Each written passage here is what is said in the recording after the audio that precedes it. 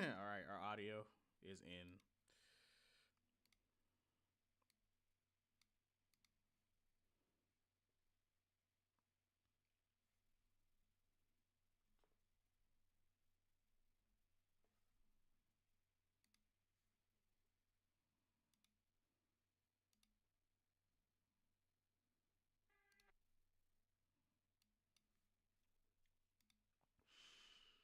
Alrighty.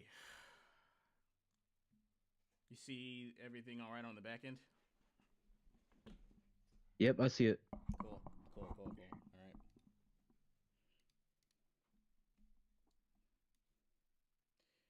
You know, I wish Streamlabs would just make it so that the sidebar chat is a chat that you can just sign into. I wish they would just do that because it would make it a Make 100 million times easier. So, like on the right hand side, you can see the window into the chat, but you can't type into it unless you log in externally. But it would just help a lot if they would just, make make our that lives easier. make that an actual feature instead of yeah. Just make our lives easier, man. Yeah, just make this an actual feature, please. That'd be great.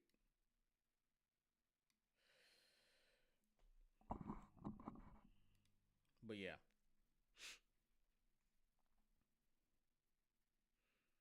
I don't see anyone in the chat right now, but I'm just gonna go ahead and do intro.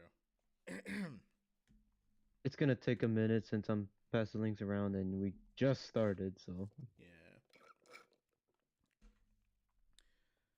What's going on, dear viewers? It's the gracious host Kaine Walker back with another episode of the Monkey's Paw, episode 53, where we document the downfall of mainstream Western entertainment.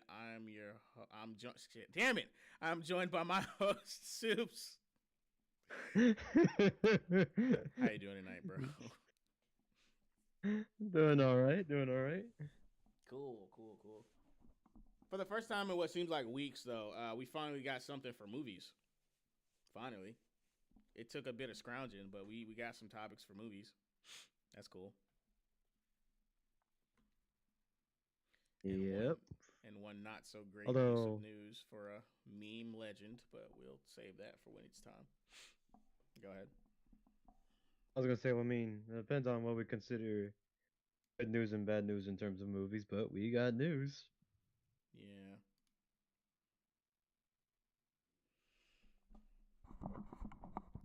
Shit, I don't know how to talk about it without spoiling what's coming up next. I'm not gonna lie to you. Like I said before, though, Well, movies was dry for weeks until now, so we'll see what they have to come. Another trend, since we're on the topic of visual entertainment, they keep trying to do live action anime, and right now they're trying to do something for Ghost in the Shell, I believe.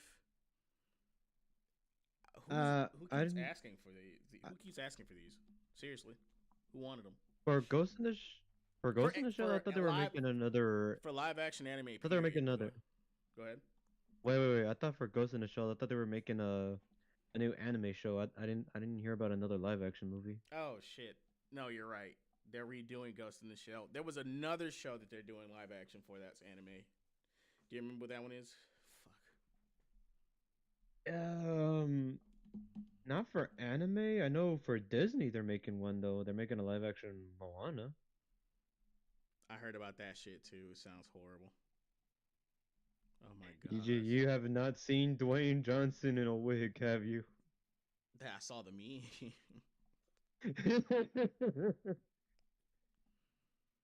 Oh my god. But I'm looking up a list of the top live action anime they're trying to do.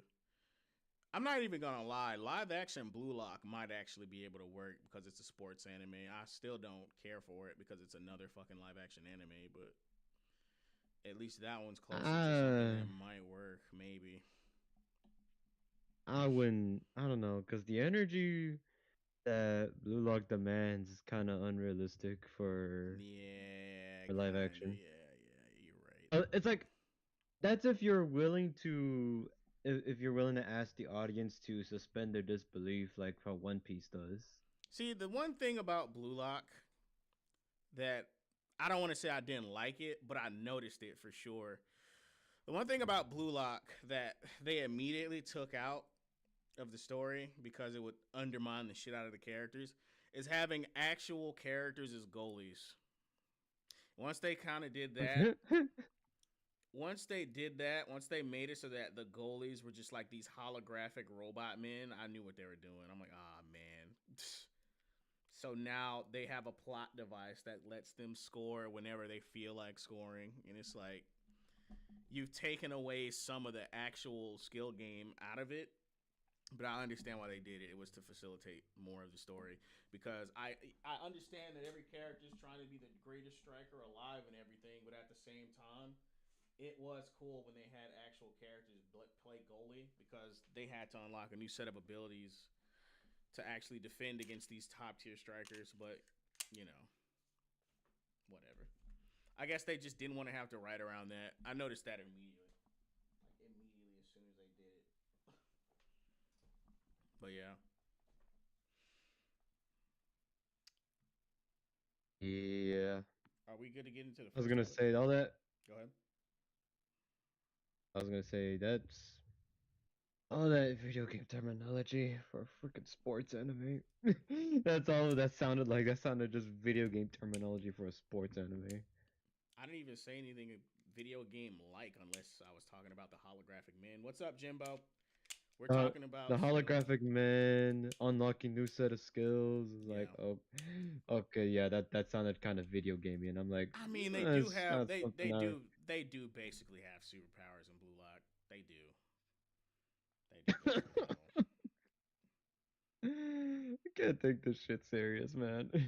I mean, it's a sports anime. The same thing was in Koroko no Basket. The same thing was it wasn't as extreme Yeah, into but tennis, but no, still. I mean, but here's the thing with regular sports anime, if they showing like seemingly superpowers, it's more just like visual effects. It's just Nah, I in Koroko's basketball and Blue Lock, them motherfuckers they have superpowers, bro. They have they basically have superpowers. Y'all motherfuckers uh, talking Jimbo. Y'all motherfuckers talking about sports anime or Crimson Desert. We're talking about Blue Lock. I do want to talk about Crimson Desert eventually because matter of fact, fuck it. Let's talk about it right now. Let's talk about it right now. We'll get into the first topic after we yap a little bit about Crimson Desert because there was a little bit of controversy about the game when it first came out, but it actually turns out most of the problems with the game were due to corporate meddling, which it's a weird thing to say. Fuck, I almost said which I was happy to hear about, but I'm not happy to hear about that. The only reason I said that, or I would have said that, is because now I know that the developers actually had good intentions behind the game. That's great. I can actually root for the fucking studio now. The problem is that obviously the people above them, studio.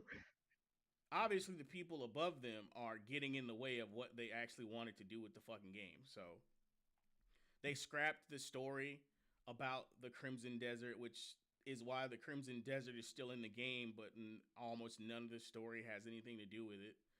Like the higher ups just kept making them make a bunch of changes, and any popular mechanic from any game that was moderately successful, they made them jam it in. That's why you have pseudo Breath of the Wild shit, pseudo Witcher 3 shit, and pseudo uh, Red Dead Redemption shit. Like they wouldn't let Crimson Desert be Black Desert except in RPG.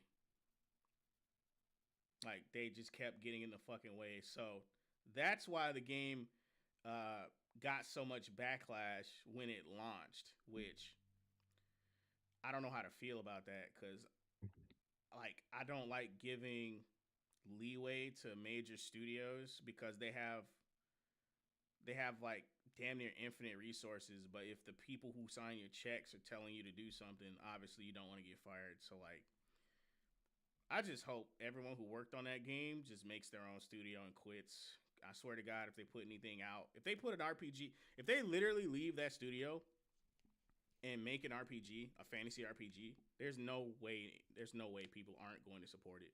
Especially if they actually have full creative control, like they wanted in the beginning. Regardless, though, You know, I still want Crimson Desert to be good. I'm just not paying $70 for it because it's not worth $70. I'm sorry. But go ahead.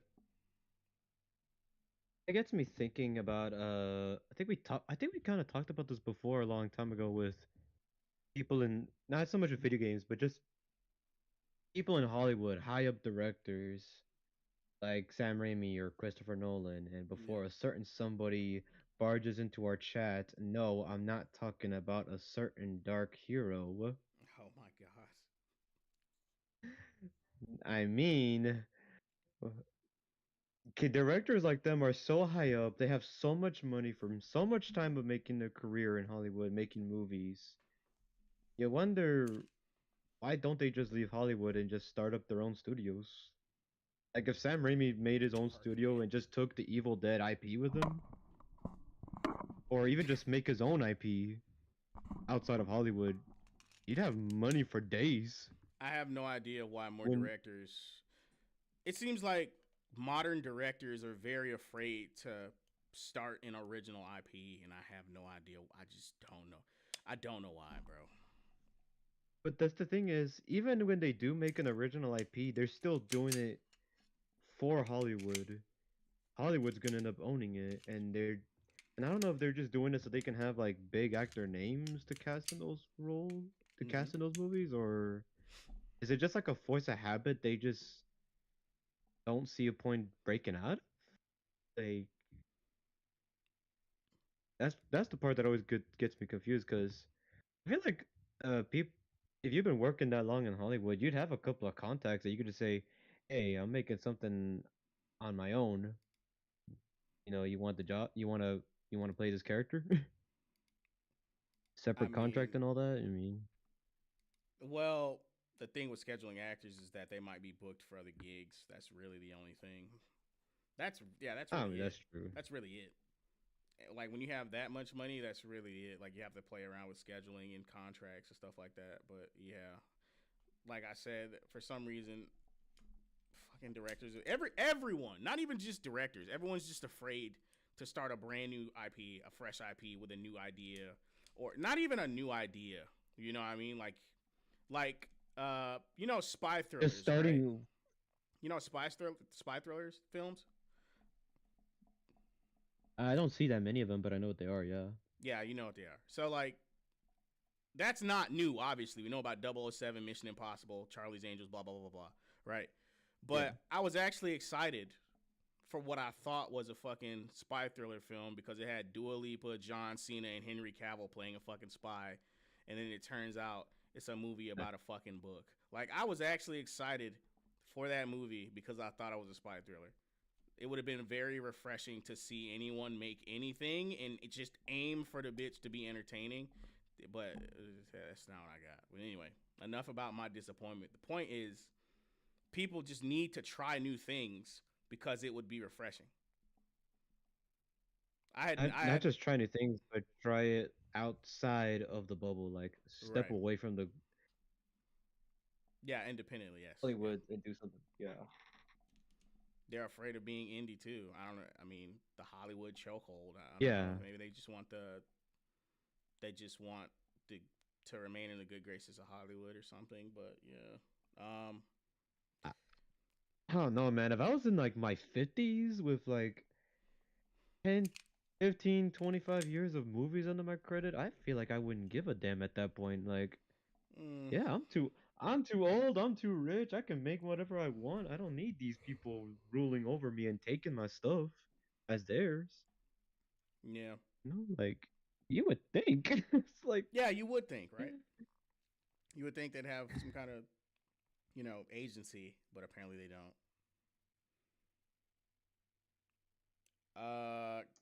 I don't think it's fair to compare Crimson Desert to any of those games. If I'm being honest, I wouldn't say it's like Devil May Cry. Most of the combat is grounded, and I've only seen people play Barbarian. I haven't seen them play other characters. uh You might have to do most of the talking for this one because I don't actually know Crimson Desert very well. This I've only seen people play it. I was gonna get into the first topic. That's what I was gonna do. Oh, I thought Crimson Desert was the first topic. It was not. I just decided to do a segue. I decided to do a segue because he brought it up. There was a thing that happened that no one wrote an article on where. Wait, actually, never mind. You're right. You're absolutely right. Let me do that instead because there was an article about a totally normal person.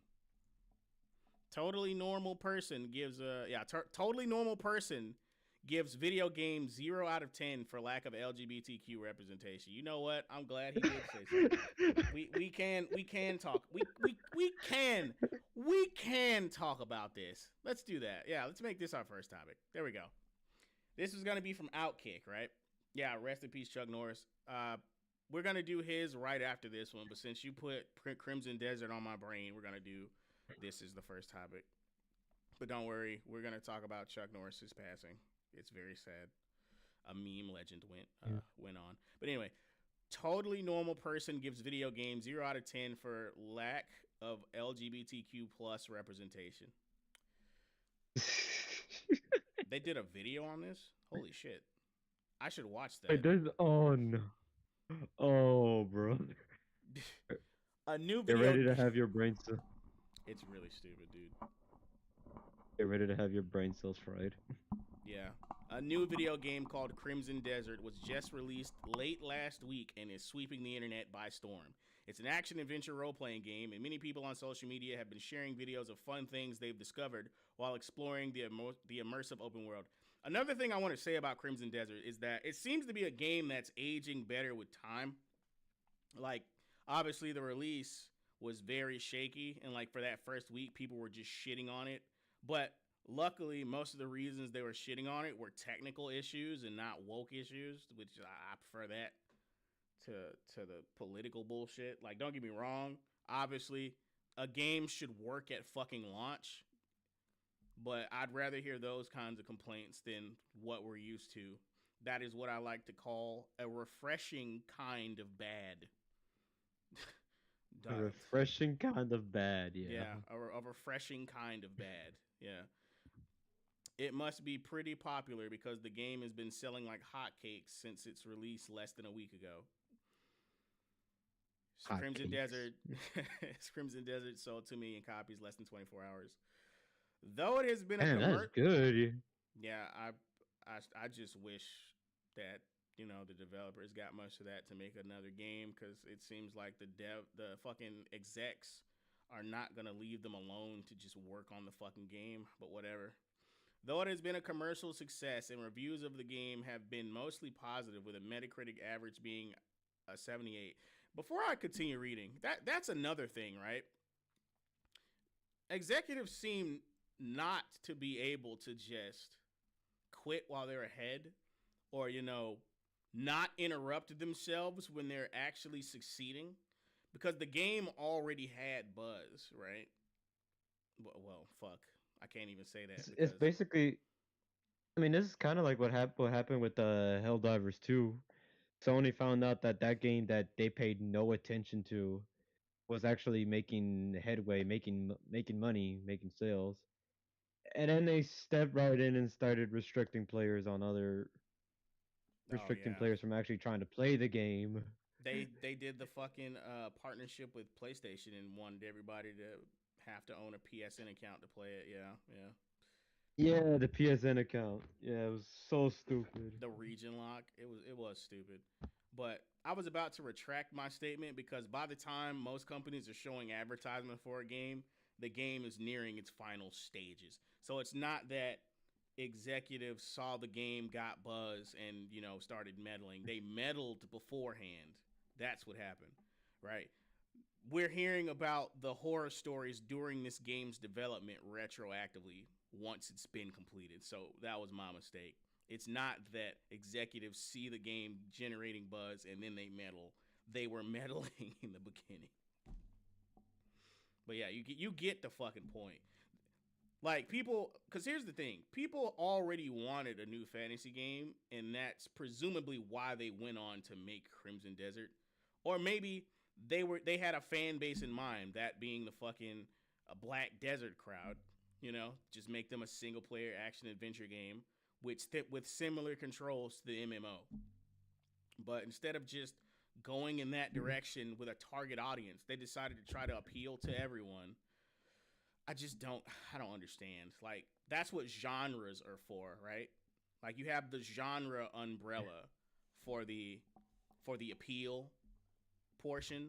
Like I don't understand why you need to copy other games' mechanics in order to be trendy. Not even to make your game better. It's not like you being a company that makes platformers and adopting the double jump from somebody, right? Or different types of jumping mechanics like double jump, wall jump, dash jump. That's not that type of shit. Just straight up biting proprietary mechanics or unique mechanics just to be trendy, not to add layers to the game. Cuz that's what they were doing during the development process. Like I hate when they do that shit. Anything to add before I continue? I mean, not that, not something that you haven't already said. I can't think of really many games that outright copy just for the trending, because usually I would just see games that you could tell are heavily inspired from older titles like Devil May Cry. You see it with, or Metal Gear, or you just typically when someone copies a game mechanic, it's unique enough on its own right, and not just be called a ripoff. In this case, it Yeah, seems but like that's the it's thing. just That's the thing though. yeah, The games you just named are so emblematic of gaming itself that they actually fostered a new era of games innovation with their mechanics, like Devil May Cry with its style system, or its hack and slash type of combat, right? That's what inspired God of War, and then later on Dante's Inferno for the Xbox 360, and lots of other games, Heavily Sword, etc. Right?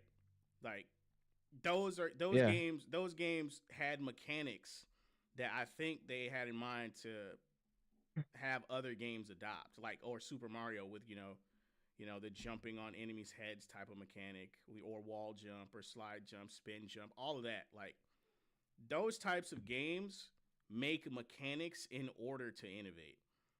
And other games yeah. adopt those mechanics because they're just straight up good mechanics. It seems like the executives in Crimson Desert wanted to copy the Sky City from fucking Breath of the Wild for what seems like no reason. Because what does that add? How does having the Sky City hub world add anything to your game, especially for an RPG?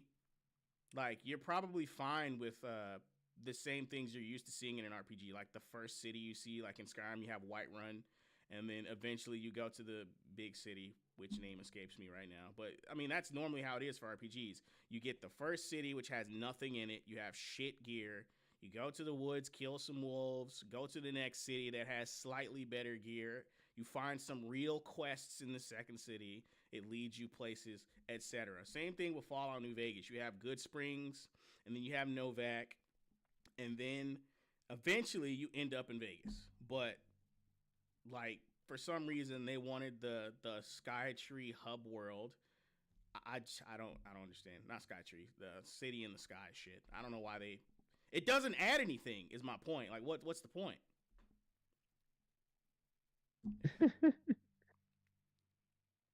Yeah.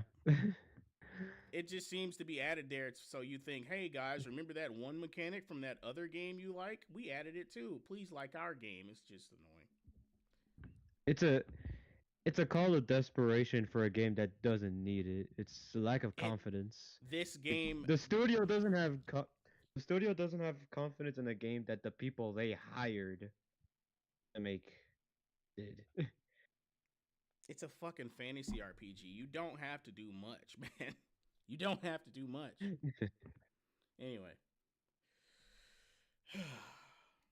though it has been a commercial success and reviews of the game have been mostly positive, with the Metacritic average being a 78, one totally normal person decided the game deserved a straight up, no pun intended, 0 out of 10 for its lack of LGBTQ plus characters or representation. I'm not even gonna lie. This is worthy of a It's video. This is worthy of a video just off the strength of the mindset behind why you would do this. I'm gonna write that shit. I'm writing that down. I'm writing that down. I'm writing that down. write that down. Write that down. Basic is uh, a zero score rating from a straight up loser, and I mean that all the puns intended. You gave a game a 0 out of 10 because it wouldn't parrot your politics.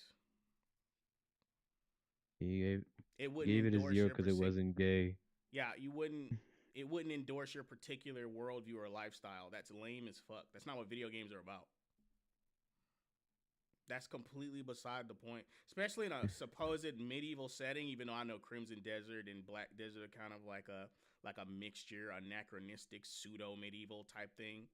Like, especially from a game that's supposedly set in a fictional past. Why the fuck would I expect it to echo any sentiment from the era I live in? And as a I matter don't of even fact, like. as a matter of fact, that's exactly the appeal. That I'm not gonna hear shit from my era. But go ahead. I was gonna say I don't even really want games taking place in this era to really reflect this era at this point. Give me a Yeah. game that's in 20. If you're gonna give me a 2026, our world game, give me a 2026 game that's clean of all the 2016 to 26 bullshit that we've been dealing with. Yeah, Just you give mean me a a video game without the brain rot. And by rot, I don't mean yes. memes. I mean like No, memes is fine. ideological decay. I mean no gay rot. That's what I mean. Gay rot is Memes is crazy. fine. What's Memes are up, fine. Eli? Gay What's rot is up? another thing. Gay rot is crazy, bro. That's a crazy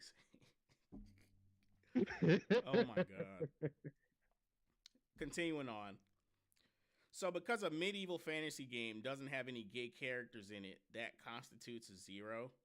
What are we doing here, people? God forbid a game not cater to roughly 9% of the American population. But even more so than that, why not play a game because it's a good game? Can we say it again for the dumb motherfuckers in the back, bro? Please? This, like, you Why know, are those dumb motherfuckers in the back still here? Is my question. because they want to subvert and destroy what you love. That's why. You know what I don't understand? You know what I don't understand and what I don't like is that saying something like this is somehow in itself rendered an ideological position. Just simply wanting a video game to exist as an entertainment medium and not a mouthpiece for propaganda is somehow a fucking ideological belief or some shit That's what like. happened.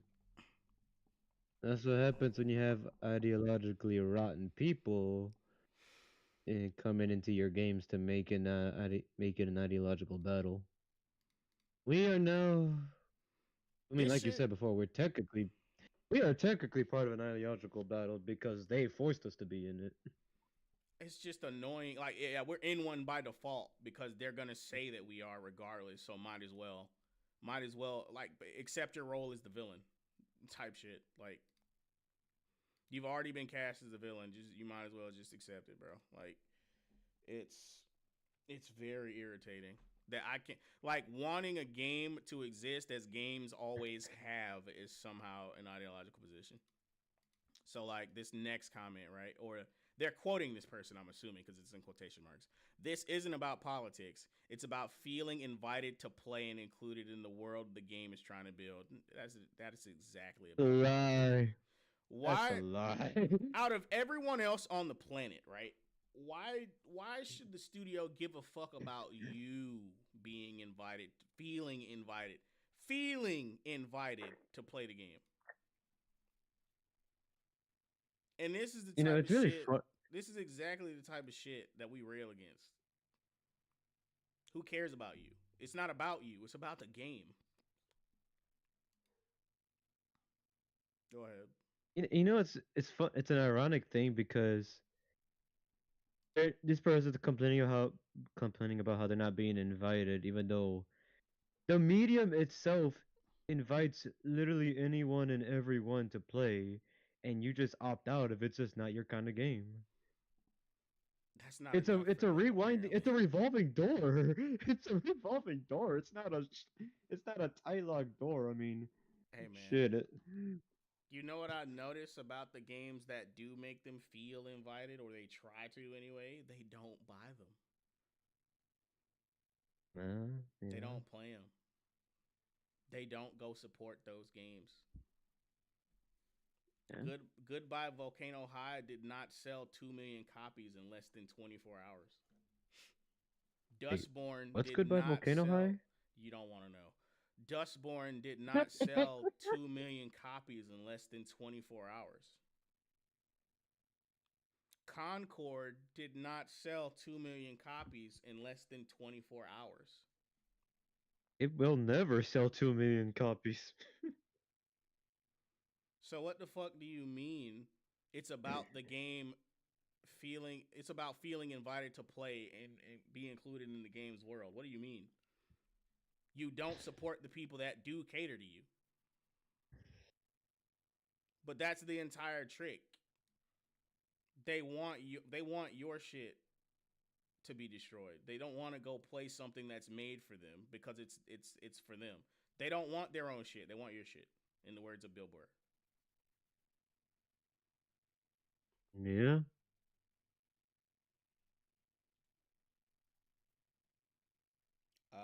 No, it was no. Makes you one. See, here's the thing, Jimbo. Concord was definitely woke. And here's the thing people need to understand. Just because something isn't blatantly woke doesn't mean it's not woke. Wait, Concord wasn't blatantly woke? I mean, those game character designs seem pretty blatant to me. See, that's the thing though. Character designs, and design philosophy is something abstract that people can miss, right? If a character's not talking about android rights, they're gonna miss that it's woke. But if a character is like a fucking fat woman in power armor using a minigun with blue lipstick, somebody might be like, "Oh, that's kind of weird," but you know, it might not set off any alarm bells. What people don't understand is that just because something subtle is still there. And that's the new technique now, to be more subtle so that more people who don't know what to look for don't notice it. And that way, if you point out the subtleties, you look like a crazy person. Or as they say, a Um, conspiracy theorist, which you know, that's so, the new Scarlet Letter for critical thinking. Go ahead. uh, I was gonna say, I mean, so basically, it was what happened with X-Men '97. Oh yeah, X-Men '97 was definitely an example of that, for sure. Absolutely. Oh, my mind's gonna break the more I think about that. Continuing on, what a weird thing. Okay, let me start from the quote. This isn't about politics. It's about feeling invited to play and included in the world the game is trying to build. What a weird thing to say. What a conceited thing to say. These people are literally I'll be professional right back. victims. I'll be right back. Gotta take care of something real quick. Okay. Who cares how many wizards and warlocks are bumping uglies with members of the same sex? And also, when did this whole issue of representation become such a big deal in gaming? Roughly around from 2014 to 2016. Maybe even a little bit earlier than that. I grew up playing video games throughout my childhood, and no one ever talked about not playing a game because they didn't feel included. In 2004, a company called Rockstar released a game called Grand Theft Auto San Andreas, and it was a game changer, widely considered one of the greatest video games of all time. Everyone I knew was playing San Andreas at the time, which was, mind you, a game about a group of black guys in a gang battling a corrupt police force during the early 90s in a fictionalized version of South Central Los Angeles.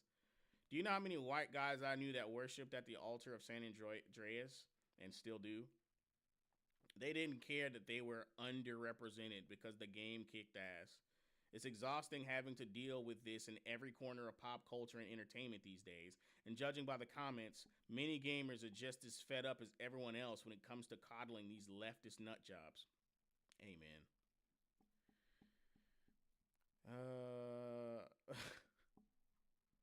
My bad. I was reading one of the tweets. Shut up, bitch. Oh man, this is just the tweet wall. I'm just gonna scroll past it. All right, I'm back. What I miss? Me reading the rest of the article. We're at the end now. It's all just so tiresome, but it is nice to see that the general public is starting to push back on this more and more. Let's just go back to making games that are fun without trying to shoehorn weird political agendas and diversity quotas into them, shall we? Yeah, yeah. That's my Yeah, sounds about right. that's my story, and I'm sticking to it. But yeah, Crimson Desert is it's one of those games where it would have been fine had the right people got the fuck out of the way. Now it has like it's starting on the back foot basically, like because more and more people are playing last the year game, and the more they play it, the more they realize that the developers actually had good intentions, especially with some of the things that are coming out from the dev team. I'm talking about their time during the development, where they would literally say that some things didn't make sense, and they'd be urged to put them in anyway, right? So, yeah, that's another problem. I just encourage those guys to start their own fucking studio. Just go indie, just go indie. This is kind of something I've been thinking about for a while. Like, and it'd be nice if not just game developers, but like comic writers from like, imagine if the comic writers from Stanley way back then in Marvel and DC, Yeah, if it was them that actually owned the characters they made and not the studio, the company head, like, dude, that was an can you entire imagine movement. That's what how the fuck did I forget Todd McFarlane's name? But yeah, that's why Todd ended up leaving. Yeah, that's why I Todd know ended that's up why leaving. Todd left. Good. No, I was saying like I know that's why Todd left, but can you imagine if just every comic writer before Todd did that? Like if that mindset had just stuck from way past to now, because I think There were even actually a now few some black. people There were are a few black creators that did it too. Actually, I Mhm. think I think they tried to do it before Todd. There were a lot of black creators who wanted to own the rights to their characters, and I guess they just didn't have the number to go indie at the time.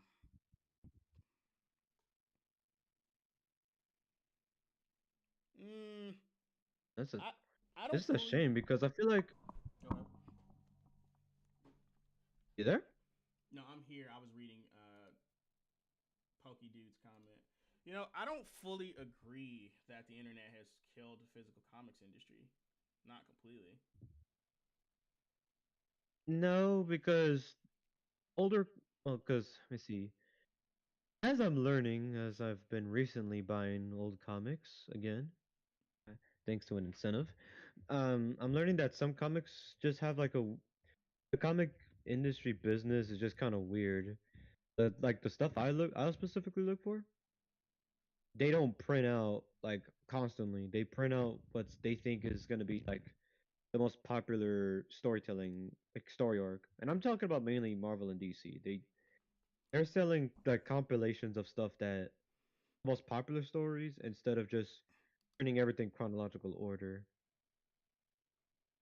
You So know, but the physical comic industry is still going. It's just completely gut punched from what it used to be because of all the stupid decisions they've made over the last few years. I'm not gonna lie. But they This is still have to sell like old popular comics because it's kind of all that they got.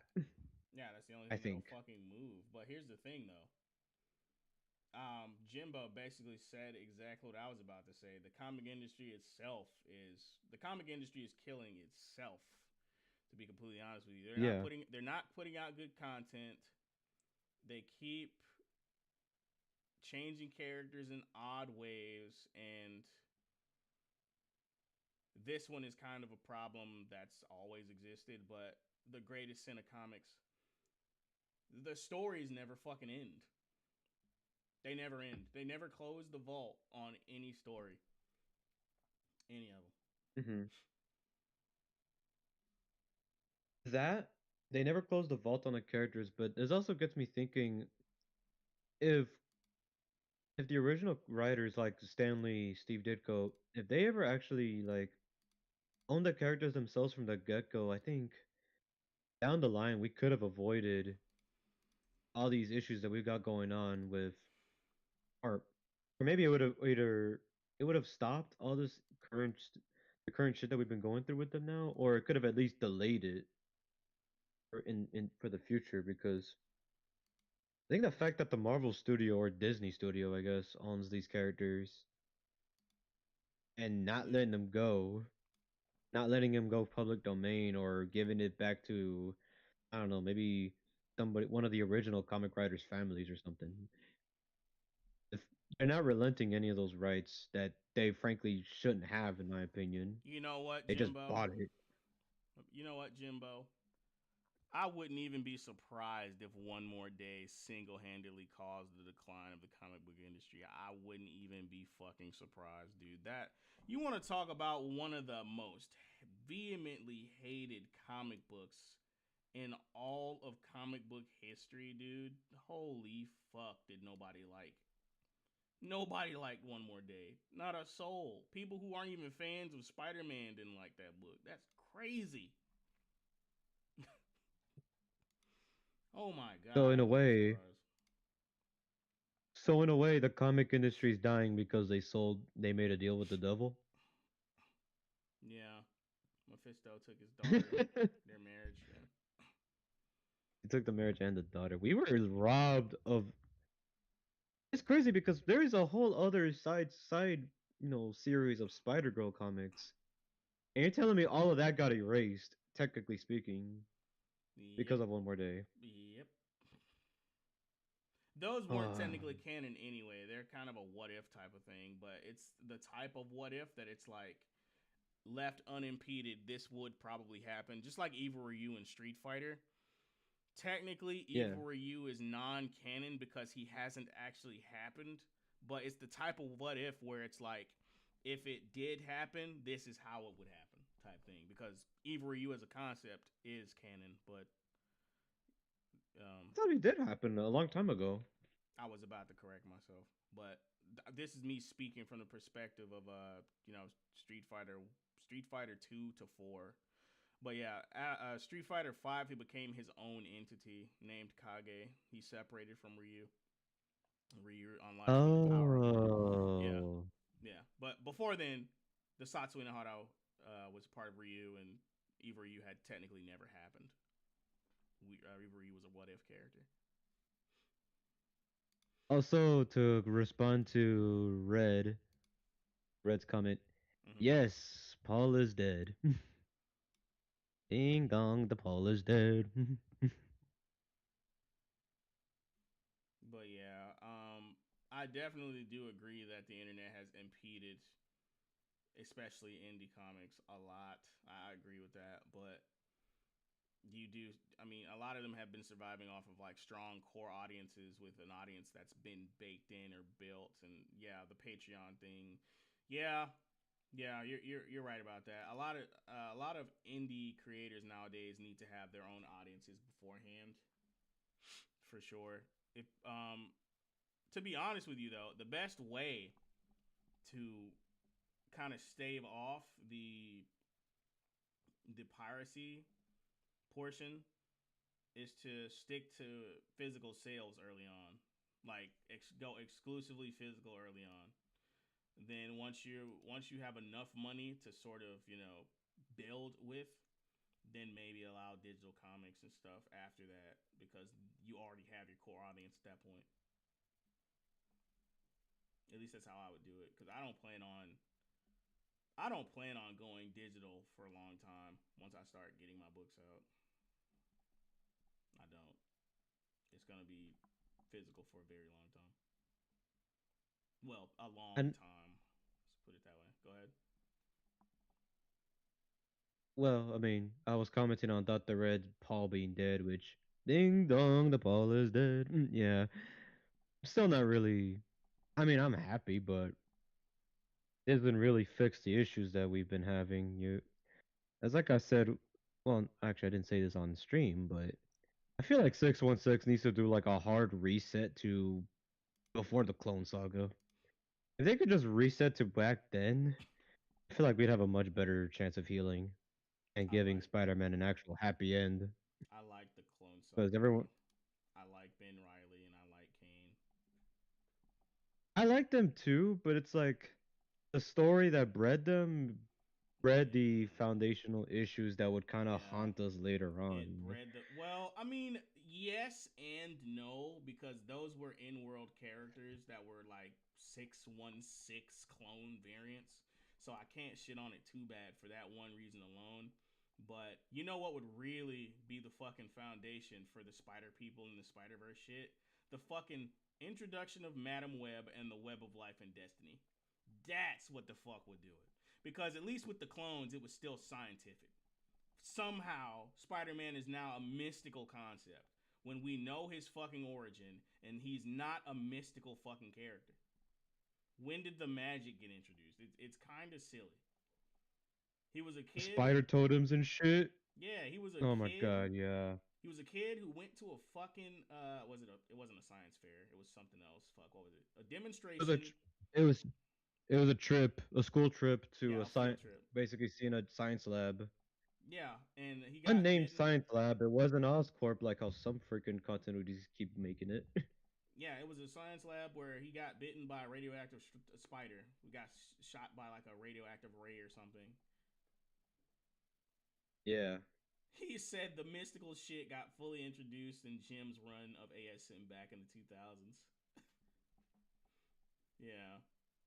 I actually didn't know that, but Yeah. I know for a fact that's when it fucking started. Because that's what introduced the one Spider-Man in every universe bullshit. I know the Web of Life and Oh Destiny my is what god, started that. yeah.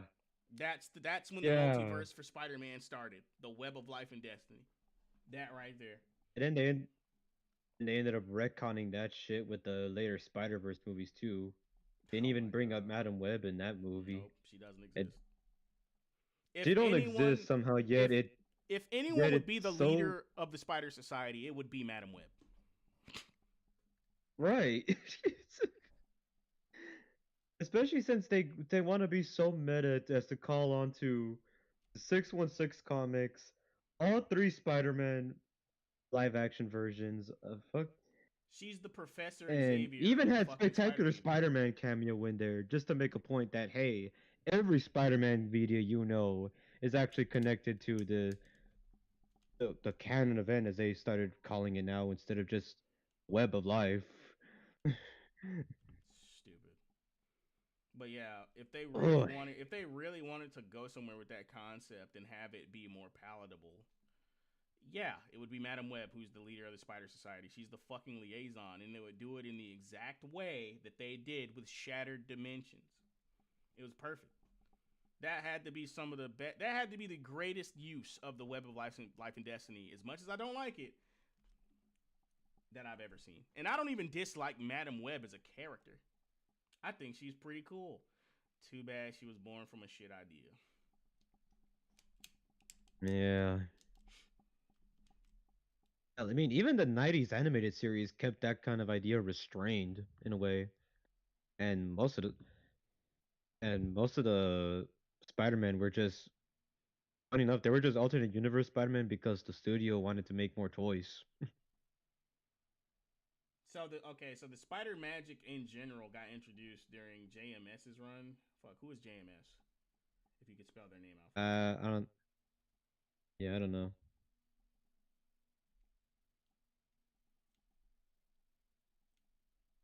Let's see. Pokey says Ben Riley's the inverse Miles Morales. Ben's better outside the context of the story he debuted in, while Miles only works in the context of the Ultimate Universe where Peter is dead. Pretty much. Uh, yeah. Just I mean, I just don't think I don't feel like Miles can work anymore. Like The one the one opportunity where I actually did like Miles Morales was the first Spider-Verse movie, and then that one just got shit canned with the second one. Oh, Straczynski.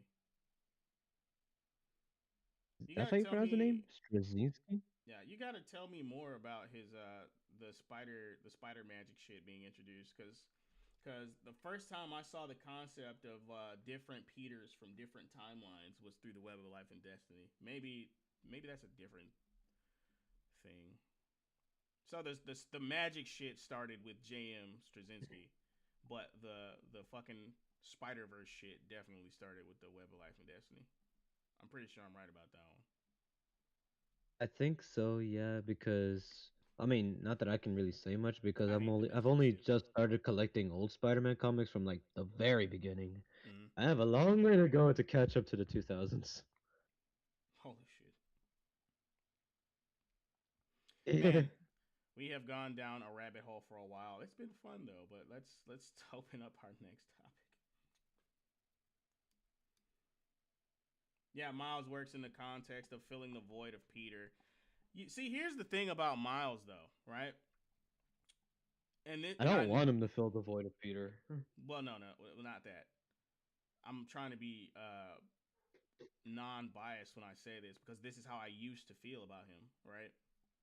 Before I Hmm. knew about the developmental history of Miles, I thought him to be relatively benign, especially since the Ultimate Universe is not the main continuity, right? As much as I loved the 1610 universe, it's not the mainline continuity.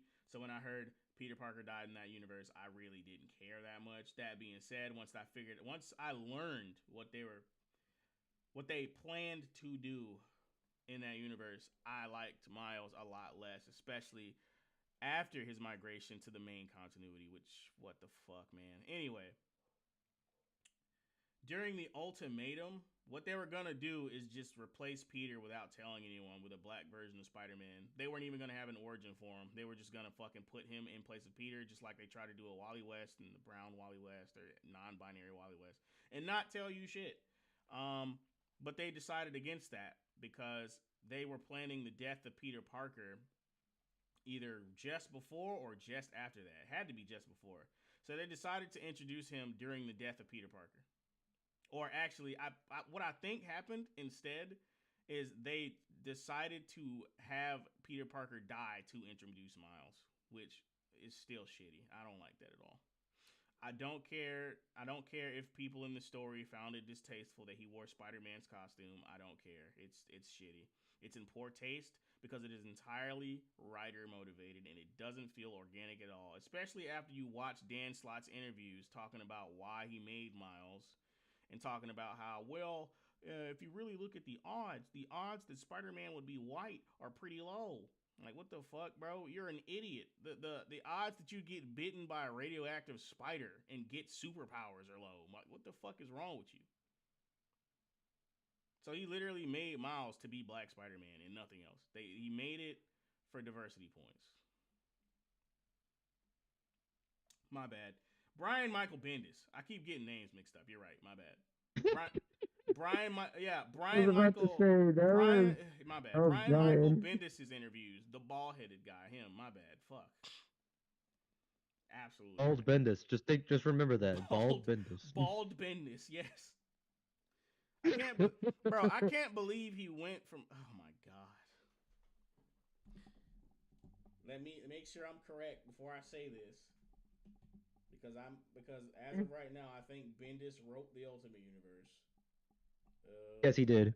Okay, yeah, I've yeah. been reading a couple of like first issues of that. Yeah, that's Bendis. Yeah, I can't believe he went from that to fucking Miles Morales. Bro, I didn't mean to say Dan Slott.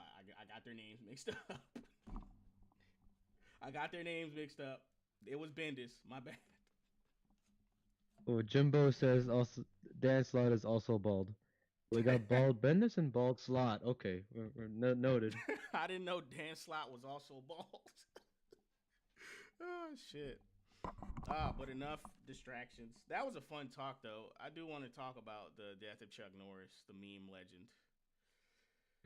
because apparently he had What health issues. I didn't even know he had health issues because the last time you saw him, he looked relatively healthy. But do you mean he had health issues? Health had issues with him. right.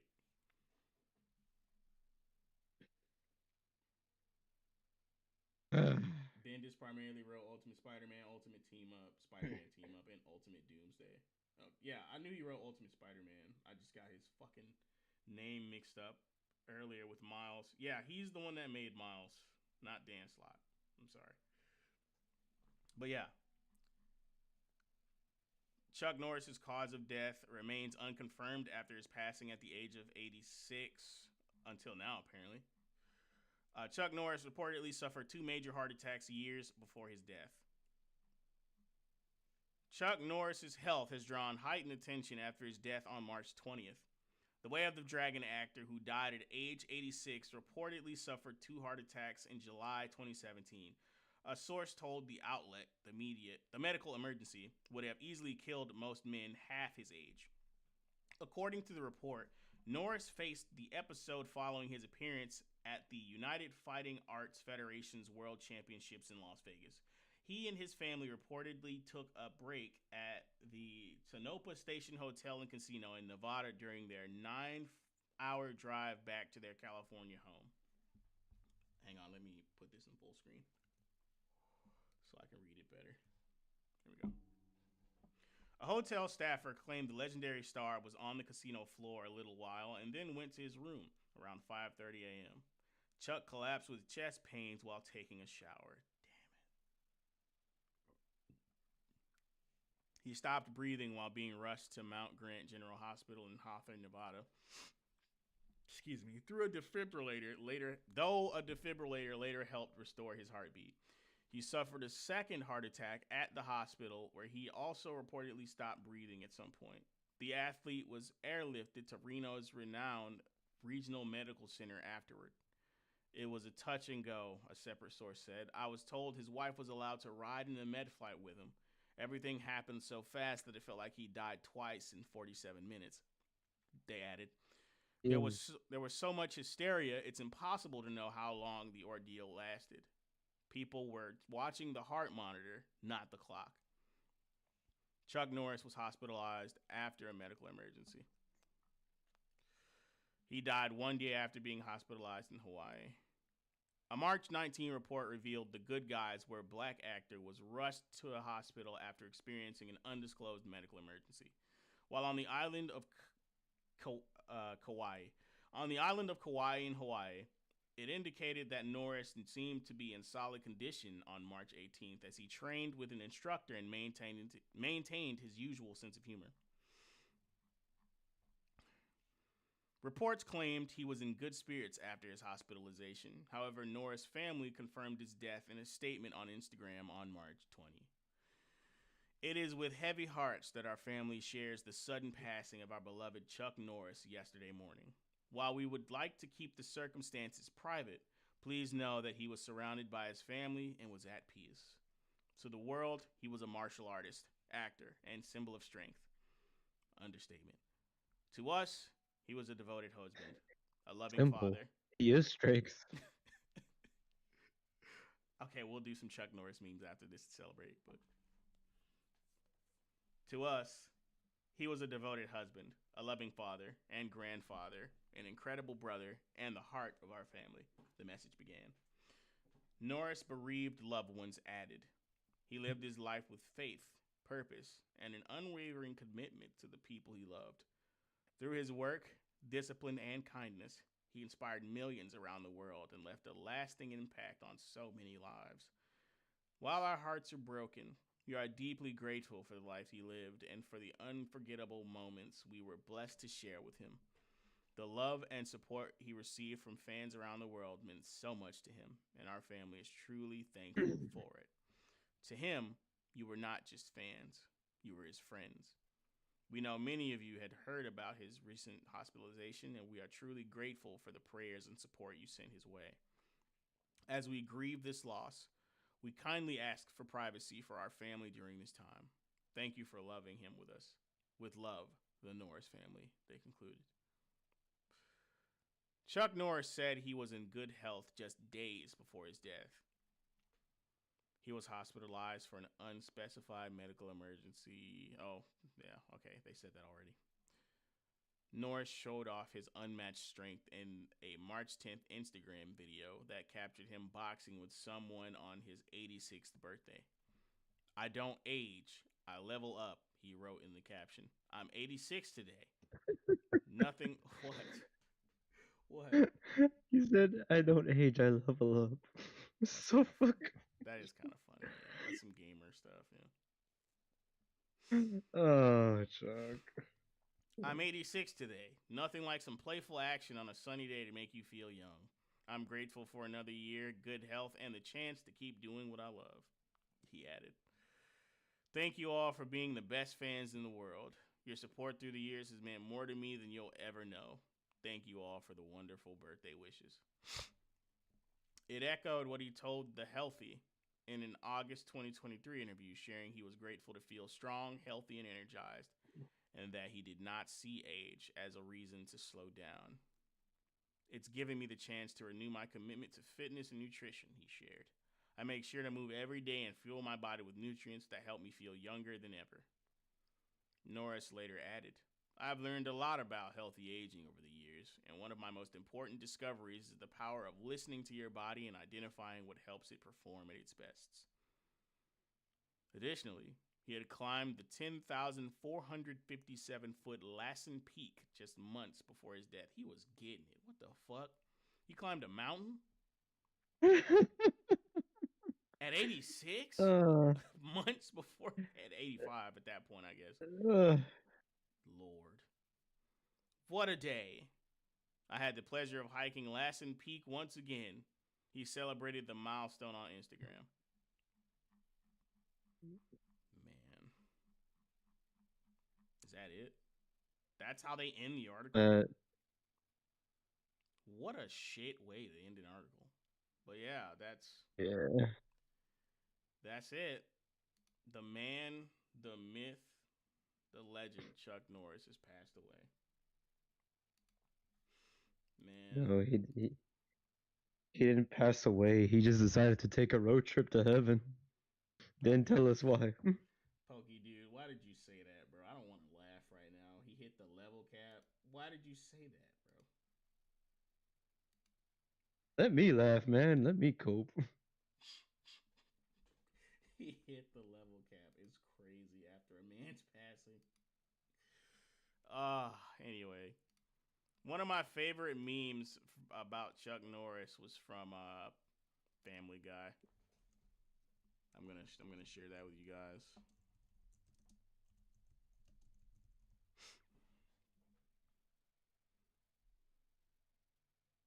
Yeah, I'm gonna share that with you guys real quick.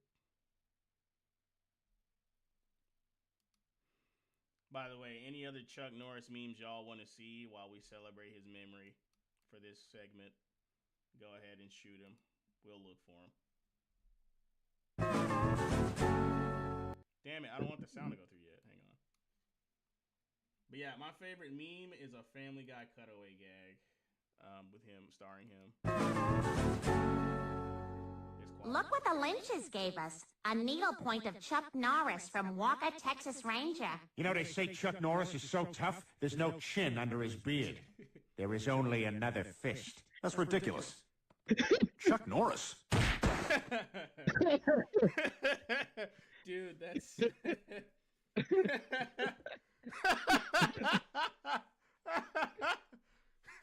That's ridiculous. Chuck Norris. Dude, that's so good. I've never seen that one. That is fucking funny. Legend has it, there's no chin under his beard. Only another fist. Oh, yeah, fist. And it just punches the shit out of him. That's ridiculous. Chuck Norris. Oh, man. Rest in peace, Chuck. That is... Oh my god. Oh, there's so many other jokes I want to make right now, but I can't think of them right now. God damn it. He hit the level cap on Earth and got bored. You know what? I like that. That's a bar. Put that shit on his tombstone. Wait, I think you've seen this meme, but did you see the meme where, after the news that the CEO of OnlyFans passed away, it was just a meme of Chuck Norris at the gates of heaven saying, "Sorry, man, no pass for you, no entrance for you." Duh, God made Chuck Norris the bouncer to heaven's gates. Oh my God, that's so. Yeah. Yo, that's so live. You're not on the list. Head ass. Like, I just imagine him and Bruce Lee dapping each other up in heaven, like the Predator movie. bro, they would, dude, they You would. son of a. You know they're having all the sparring sessions right now, man. You know they're living it up there, man. Oh my God, I'm compiling a list of Chuck Norris memes to spam y'all with here in a second.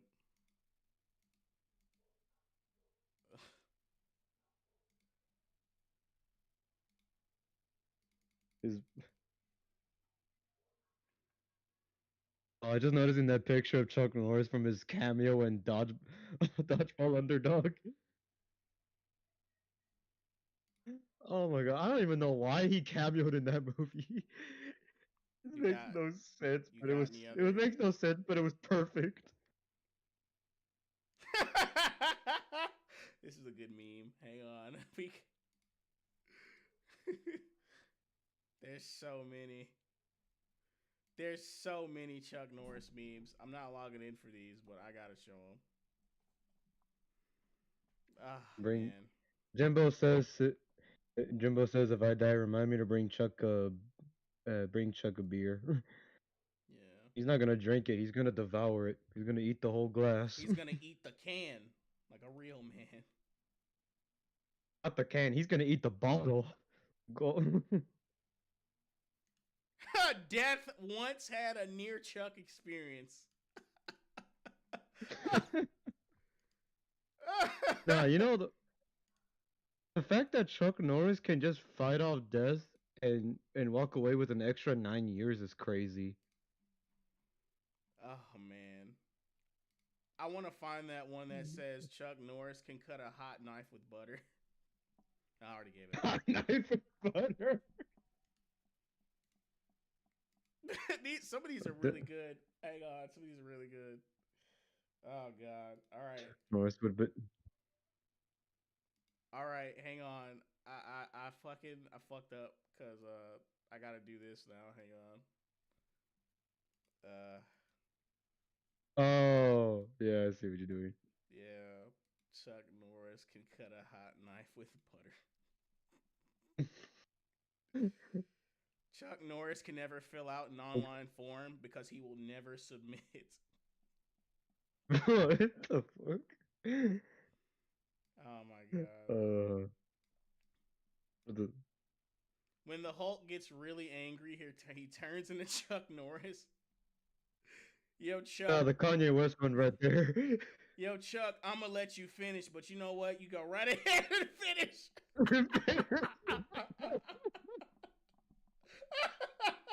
Rob Chuck Norris. Nah, hell you don't.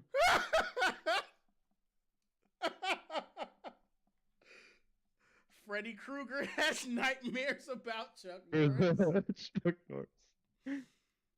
Oh, You know, man. with how powerful Chuck Norris is it really believable that he lost to Bruce Lee, or did he just let Bruce Lee beat him to gain the XP points? Nah, I don't think Chuck would disrespect Bruce like that. So was Chuck Norris just not at full power in that movie? I say he was hungry. That's my headcanon. He was hungry. Yeah. Death once had a near Chuck experience. Chuck Norris was here and he chose scissors.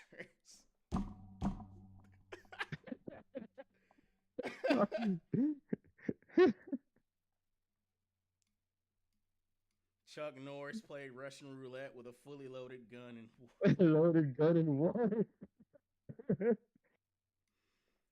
there used to be a street named after Chuck Norris, but it was changed because nobody crosses Chuck Norris and live. The leaves. Yo, these are so good.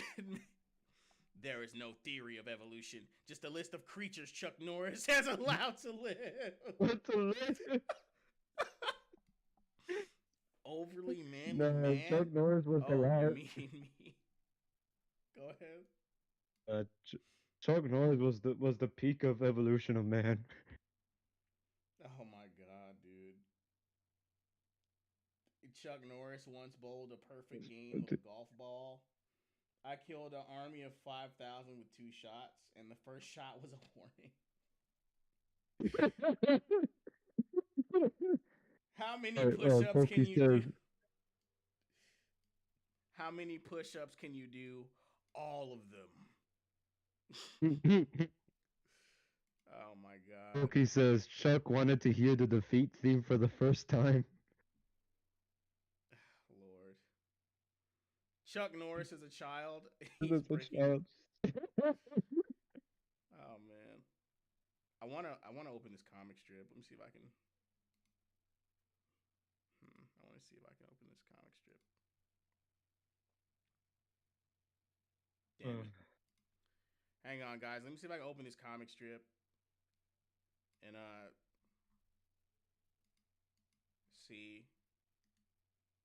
I'm not gonna lie. I wouldn't know about Chuck Norris until I started watching Walker, Texas Ranger with my grandparents. And the only place I ever saw him again was what's it called?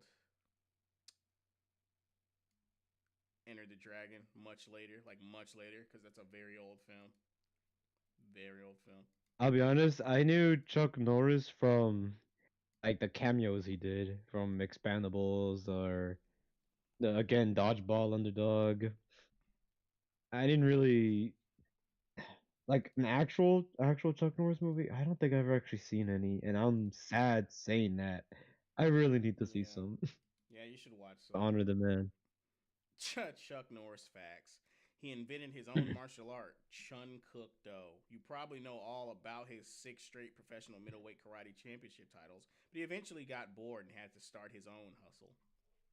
He hasn't lost a fight since 1968. All 10 of his losses came early on, giving him a record of 168, 10, and 2, win, lose, draw.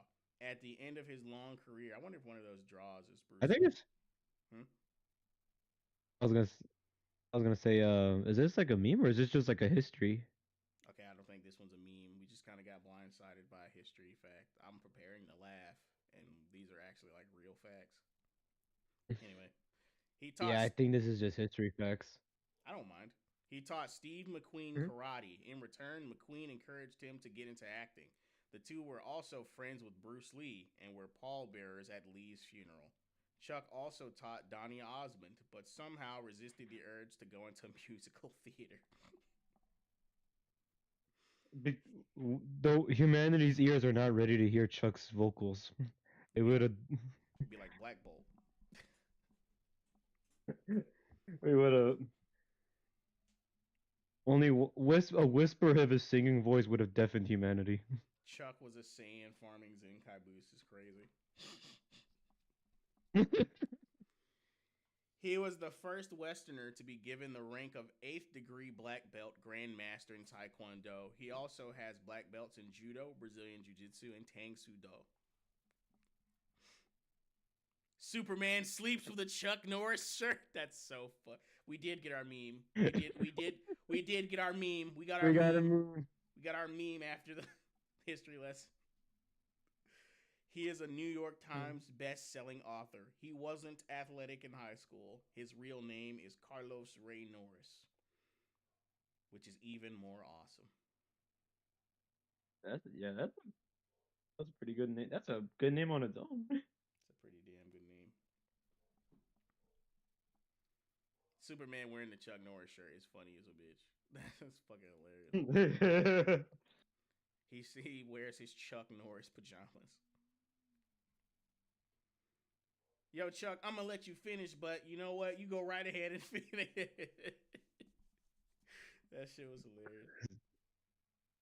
Yeah, like you said, you don't cross Chuck Norris and live. Chuck Norris was in the Star Wars movies. He was the Force. I've seen that one. When Chuck Norris left for college, he told his father, hang on. He told his father what? Oh, nothing. He told his father nothing. Oh. Well, that's kind of just a trash meme. I'm sorry. Yeah. Chuck Norris was arrested for carrying a concealed weapon. He was only wearing a towel. That one makes sense. Chuck Norris Wait. built the hospital he was born in. Chuck Norris can kill 2 stones with 1 bird. Where? God Where is damn. that? Where is that? It's right next, just right next to you. Oh, Chuck Norris can kill 2 stones with 1 bird. That's funny as shit. Oh man.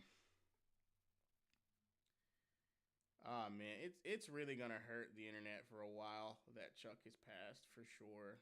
That sucks. I hope his family's doing okay. I also Yeah, wish I I was hope a so bit too. more. I wish I was a bit more familiar with his acting career and his martial arts catalog, and things like that. But You and me I know both. him. I know I him feel from the memes. I know he was cool. I watched Walker Texas Ranger. He was good in that. That's good enough for me. you. I feel bad because like even you know more of him than I do because I knew of him from cameos and the memes, and that's I feel shallow. I mean, you're meant to. I mean, he's a mythic figure. You're meant to absorb his legend more than you are meant to seek him out, right? That's kind of how legends form. But obviously, it's good to humanize the legend and learn about him. It's just a shame that more often than not, that humanization comes after they've passed. Really sucks I because don't know, man. It's like you really just don't picture someone like Chuck Norris dying. You just don't. yeah, you would think like everyone genuinely believed he would outlive us all. You picture someone like dying Chuck Norrising. That's what you picture. Yeah. Yeah. Wait, Pokey asked, who do you think Chuck passed the Uruguay staff to? That's a very hard freaking question to answer. Maybe his son, if he has a son. I'm sure he has a son. Of course, Chuck I Norris think has a so. son. Actually, let me look up the family real quick. Let me see how many kids he has. I know because he's got kids and grandkids. Of course, he has a son. He's fucking Chuck Norris. Wife, 5 children. 5 children: Mike, Dina, Eric, Dakota, Daniely. Man, And he but has 13 grandchildren. Jesus, they have. Mm, God said, be I say, fruitful okay, and five multiply. children and then 13 grandchildren. That sounds about right. Man, Chuck Norris will definitely be missed. Yeah. On to the next topic. This next one's gonna be coming from Variety. I'm not even gonna lie. I didn't even announce who had the article about Chuck's death, but I guess it's appropriate. Yeah, but this next one's from Variety. Starship Troopers reboot in the works at Sony. Neil Blomkamp. How do you? I hope I didn't butcher that. What the fuck? Neil Blomkamp attached the attached to direct Blomkamp. attached to direct new adaptation of sci-fi novel. What is this guy? What the fuck? I have no idea. Neil Blomkamp is doing his is doing his part. The District 9 and Chappie filmmaker is attached to write a direct new film adaptation of Starship Troopers, the 1959 sci-fi novel by Robert A. Heinlein. That was last memorably brought to theaters in 1997 by director Paul Verhoeven. The new project comes from Sony's Columbia Pictures. Man, how come everything cool happened in my birth year? Everything cool happened in 1997. No, no, you tell me. I don't know. Not you 90s kids had all the good shit. I don't know. And we 2000s kids had some good stuff too, but You had a lot of good y'all stuff had it for first. sure. Yeah. Would you like to know more? While exact plot details remain closely guarded, the new Starship Troopers is. Do they? Do they? What does that mean? Hmm. I mean, it's based off a book. You would think we know what it'd be Exactly. about. Exactly. Like you should be able to Google what the fuck the movie is gonna be about because the entire point is that it's going from a literary medium to a visual one. Exact plot details remain closely guarded. Did they think before they wrote that? You're bold to assume that they think at Variety. Okay. This makes me take two things. Either they didn't think before they wrote that. This makes me think two things. Either they didn't think before they wrote that, or there's plot details that are different from the book.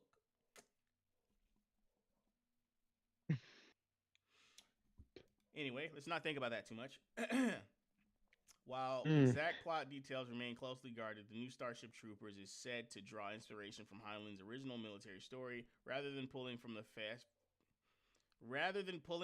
fascist send-up, the fascist send-up that characterized Verhoeven's satirical adaptation. What? Wait, finish the paragraph before we get into this because I got a lot to say about this. Along with writing and directing, Blomkamp is producing with his longtime collaborator, Terry Tatchell. I'm so fucking confused, man. First of all, did anyone actually watch District 9? And second, was it a good movie? Because I don't know how I feel about this guy for now. Secondly, wait. It is important for us to keep in mind that what was written in this article might just be the reflection of what he said from and through the lens of Variety article writers. Yeah, it's important to remember that because I don't know if he ever called Starship Troopers fascists. I don't know if he ever did. I know a lot of people do. I don't know if Blomkamp did. So let's just take that last comment with a grain of salt, but continue. I was gonna say, secondly, I'm sure we all saw the original Starship Troopers movie. Aside from being a bunch of military, like advertisement, I guess propaganda, you would call it. Like, was it really considered? Was it really fascist? I didn't get that vibe. It was just. I wouldn't call it fascist, but they were a society that actually took their own citizens to task.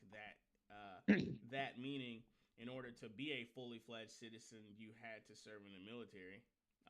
Most of the people that lived. I mean, yeah, that's. Yeah.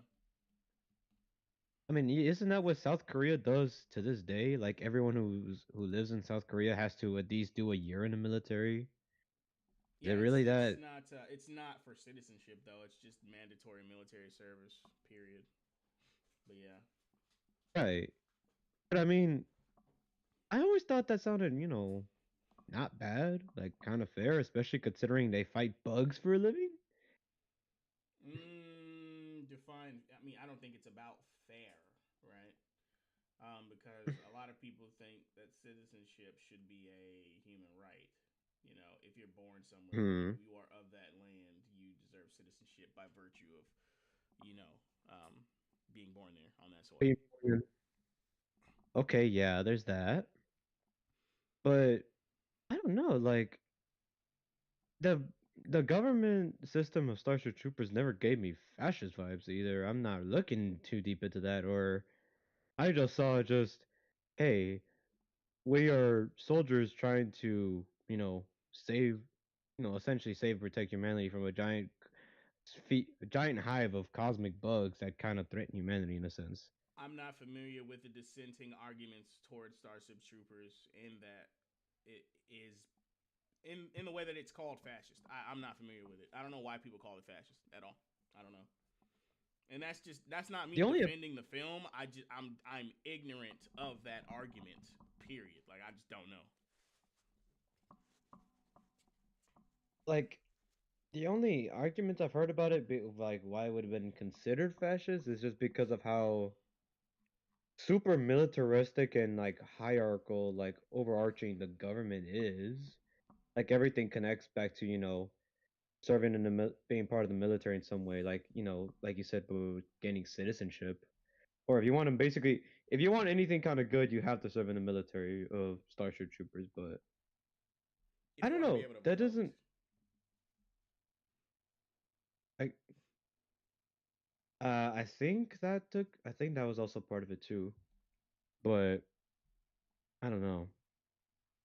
I think they mostly just. I feel like they instead of those details, I feel like they mostly just took all the satirical military like advertisements you saw throughout the movie and just took that as a sort of fascist government.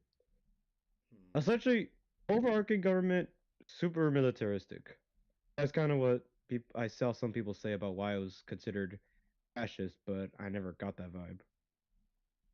I mean, they do they ever get around to telling you why the depiction of the government and military in Starship Troopers is bad? Because giving me a buzzword doesn't tell me anything.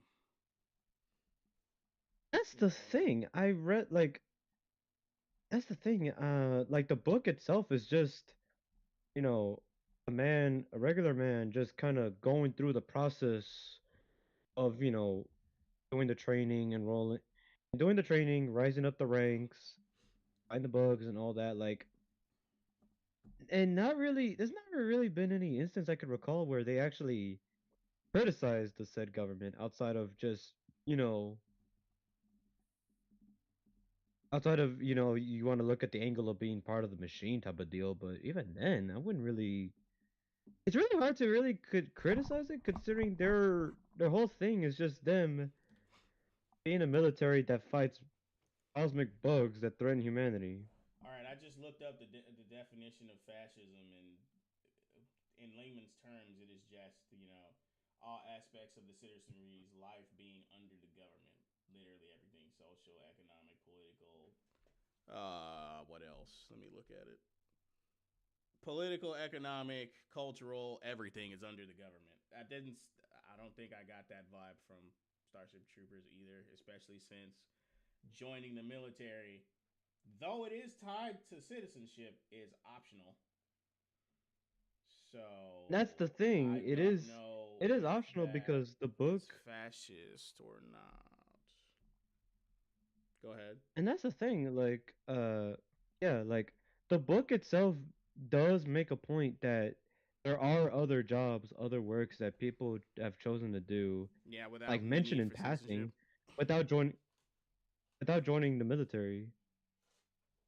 Now, being in the military gets you better jobs. It gets you higher up. It looks really good on you. But like, this wasn't a requirement. Oh, okay. So It's the sort argument, I just enriched myself on the disagreement between about Starship Troopers. It's not whether or not the film is fascist, because it can be argued that it is actually. It's whether or not the movie endorses or satirizes fascism that people are arguing over. And I'm led to believe that a lot of people think it satirizes fascism, because the argument of it endorsing it, especially with bugs are people too, demons are good too type shit that we're seeing nowadays. That the opposing argument seems to be very recent, or maybe I'm just showing my ignorance, because maybe that argument's been raging for longer than I've been alive, but I just don't know. I mean on the back of the book that I got, it does make a point of like, when it's advertising like, oh, Heinlein's controversial, book of this and that. I'm like, and after reading it, I just thought, what was so controversial about this? I don't know. I feel like anything should be able to be reflected in art. Pretty much anything. Literally anything should be able to be reflected in art, even if you don't agree with it. So I don't know what the fuck their problem is with the book. It has to be what they think the book is trying to do, because a book having a fascist government, like I don't, you know what I mean? Like it just seems weird to me that you would have uh, for lack of better words, beef with the existence of this book just off the strength of it having fascist themes. I just don't understand, especially since the movie makes the characters in it sympathetic in that they're being attacked by bugs who seem to deliberately want to destroy their civilization and eat them. So I don't fucking know. I have no idea. I feel like that threat would be opposed in any system of government. You know what I mean? I feel like any nation would go against that. Like if you made the movie about communism, first of all, I think it would be widely celebrated by the right by you know the usual suspects. But let's say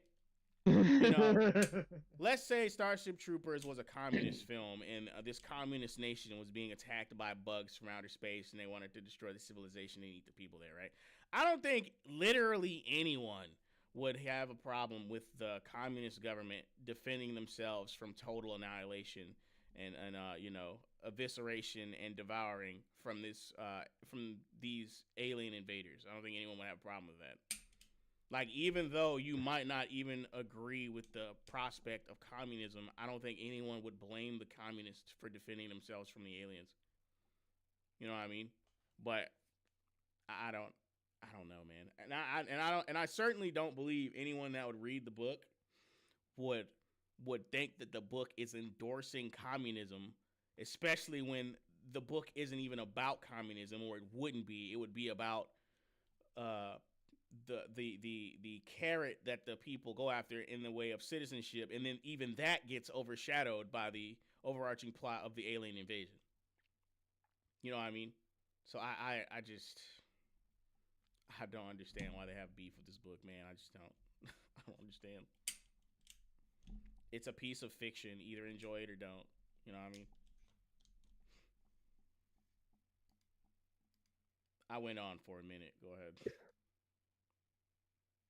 I mean, what I was gonna say is that based on that previous paragraph saying it's gonna take more from the book than the movie, I don't really see what much different you could take from the book than the movie outside of like maybe depicting some of the smaller scale. I don't even really, I don't want to say story. It's more like lore. There you go. Some of the background lore that the main character talks about. This Because strikes outside of me. that, This doesn't strike me as a very character-driven book.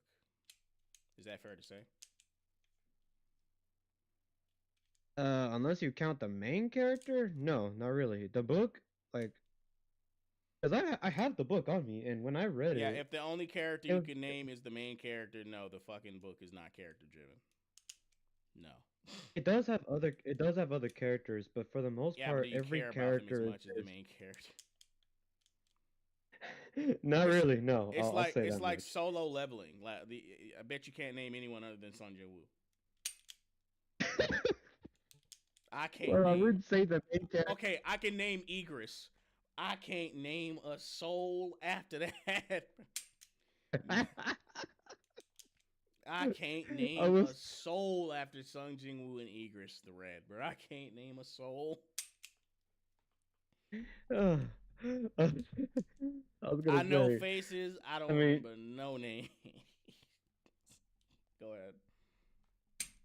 I was gonna say. I mean, I wouldn't say the main character of Starship Trooper has as much aura as Sun Jing Woo, but okay.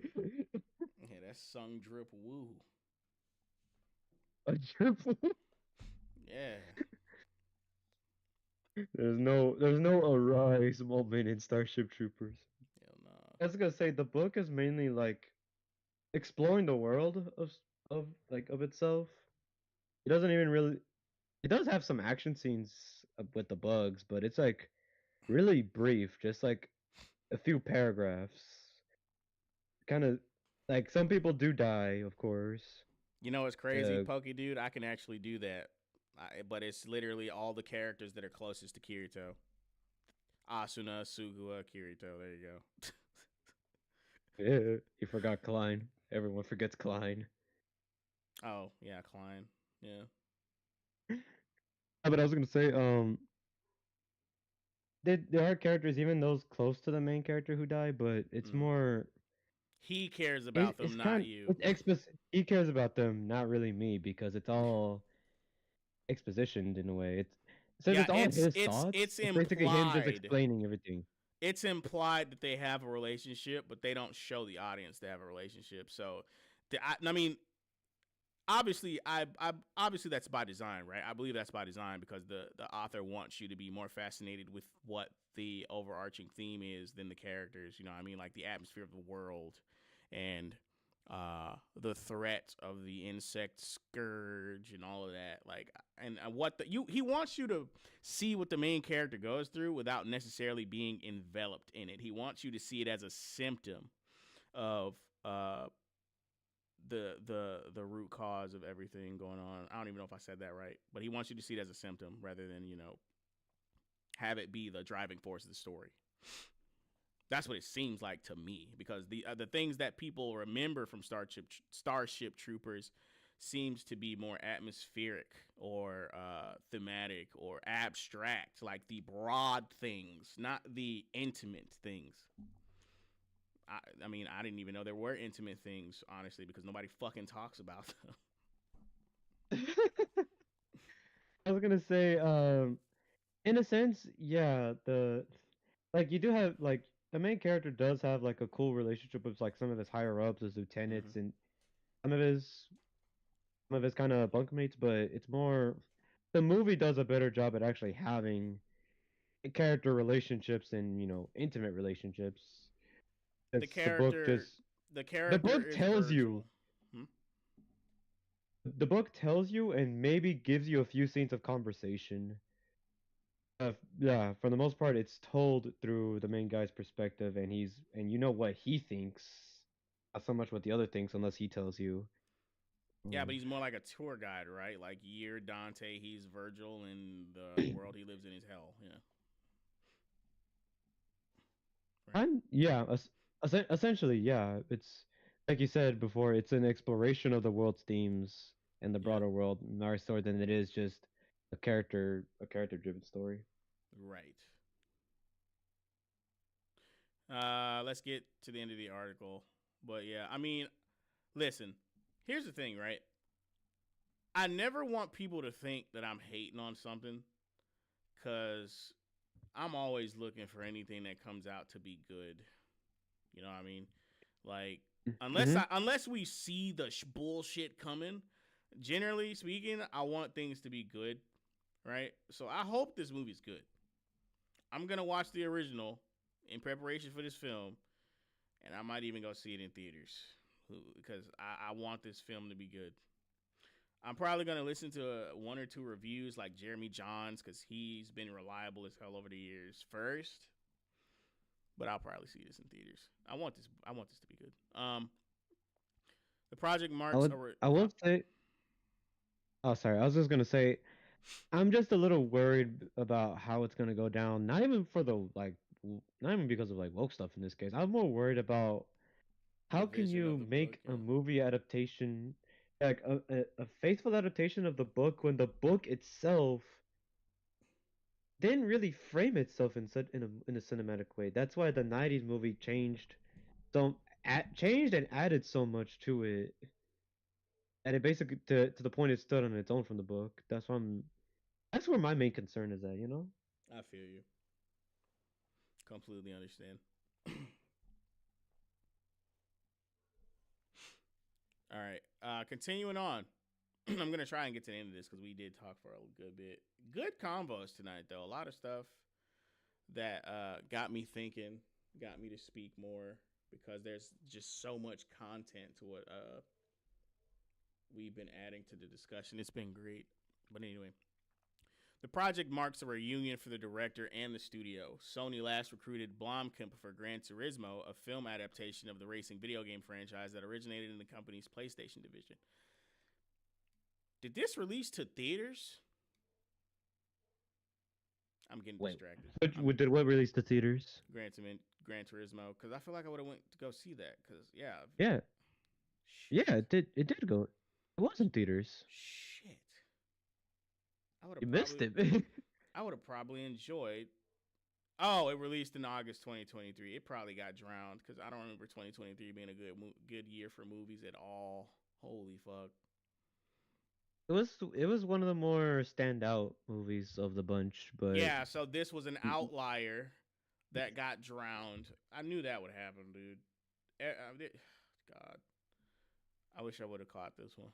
But anyway, the film grossed 120 million in worldwide theatrical sales against a 60 million production budget. Yeah, that's a success.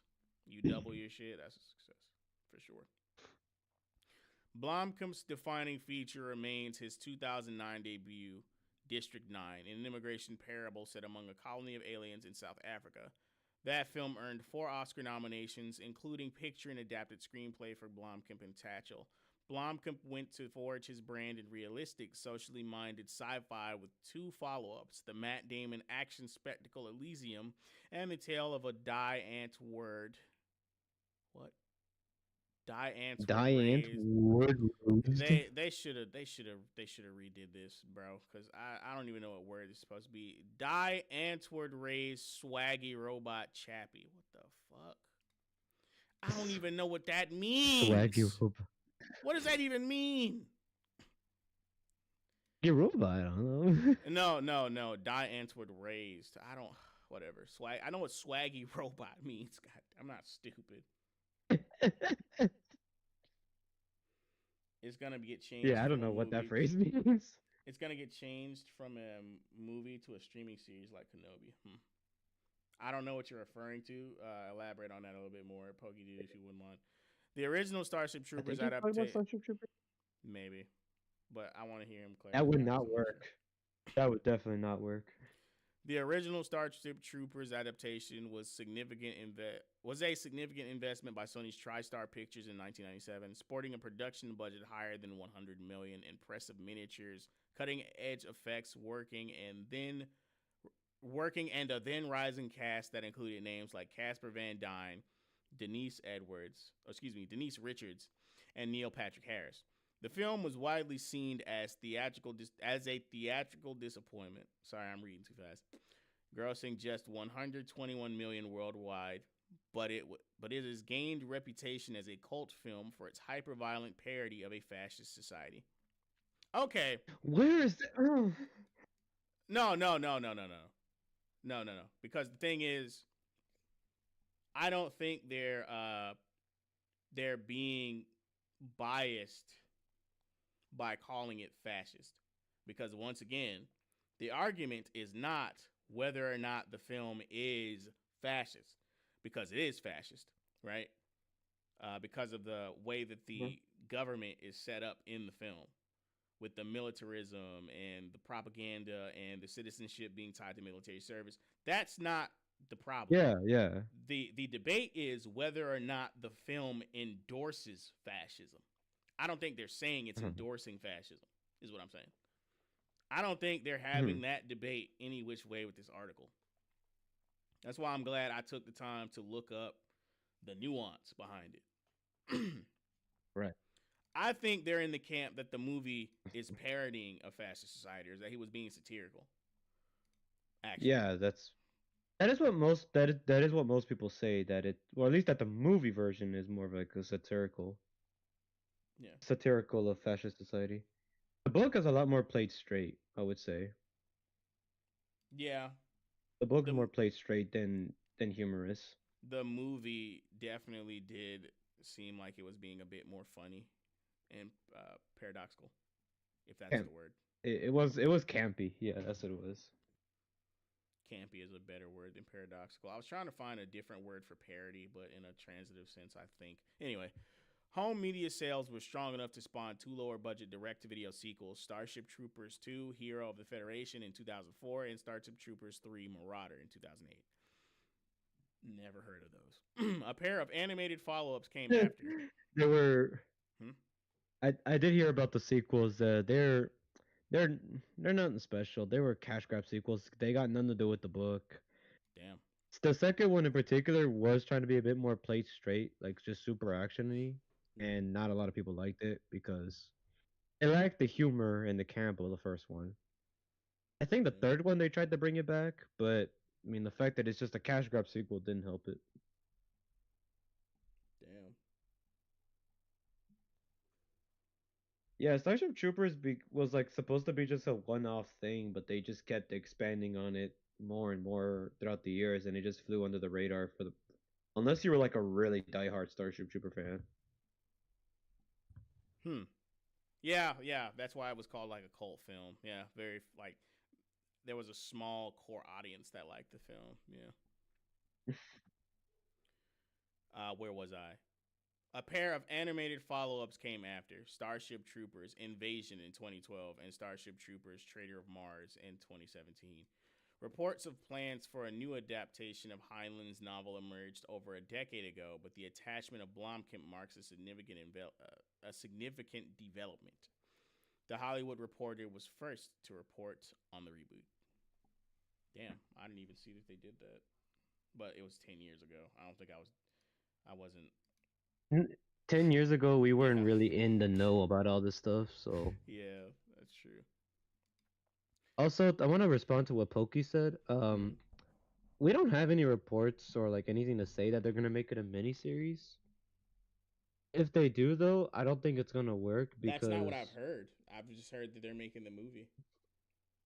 yeah, a movie is the only way it would work because there's not enough content or story to really expand it out into a miniseries unless you add the characters from the movie version and then try to make like subplots and all that kind of stuff, which the first movie already kind of did, but did it fine.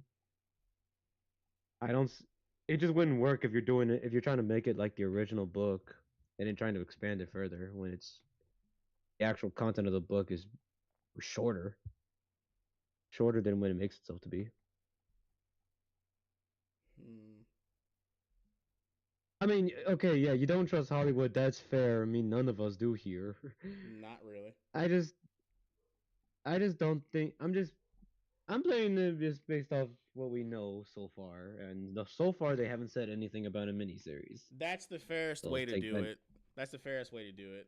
I haven't seen anything about a miniseries. However, I would never put it past them. I would never, ever put it past them.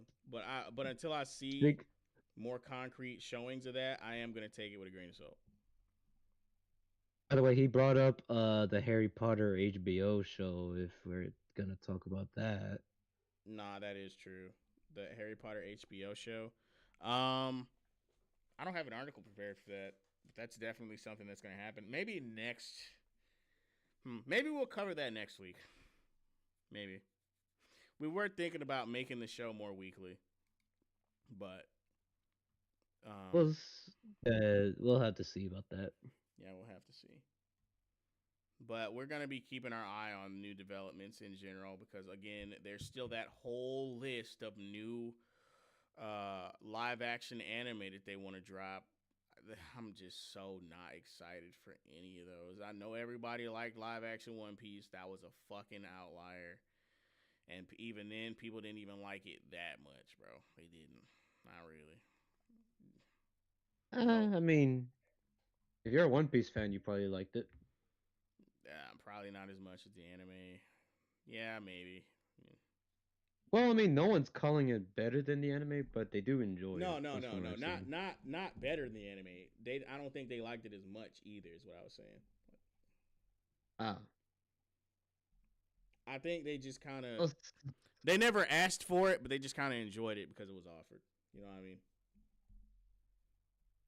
yeah, and it just turned out to be much more better set up than all the other live actions that we've had over the years. Yeah. But A lot of people are also, under the Dr. Red impression. asked about the Sekiro. Sekiro's got an anime? I had no idea that was a thing. That's a fucking surprise. Apparently, he says there's a Sekiro anime on its way. I did not hear about this. That is a fucking surprise, my dear friend. I'm gonna have to put that on the list to talk about. From Software better have complete creative control because if they do, it's gonna be fire. Like I've been wondering, shoot, From how Software good has is not given me a reason to doubt them. So for them, I'm gonna say it's gonna be a banger until proven otherwise. They have earned my goodwill. I'll say it's gonna be a banger. Go ahead. I was gonna ask, have y'all played this Sekiro, and how good is it? Because I've seen Sekiro, some gameplay clips of it, and it looks pretty good. it's not for everybody. I liked it, but it had to grow on me. It's not for everybody. I had to get used to the style of play. I had to get used to the punishment. I had to get used to a lot of things about the game. But once you actually develop your entire kit, the game's not bad. It's not bad. Really It's brutal in the beginning because you don't have shit and you don't understand the AI and how it works or anything about the game system. It's just like Dark Souls 1. It's brutal the first time, but each subsequent time it's much better. interesting. The game ages So very it's like well. Dark Souls 1. So it's like Dark Souls 1, Elden Ring is like it doesn't hold your hand. It makes you lose and build yourself up. Yes. But I will say this. That game is not Dark Souls. You cannot just farm and farm souls and level up.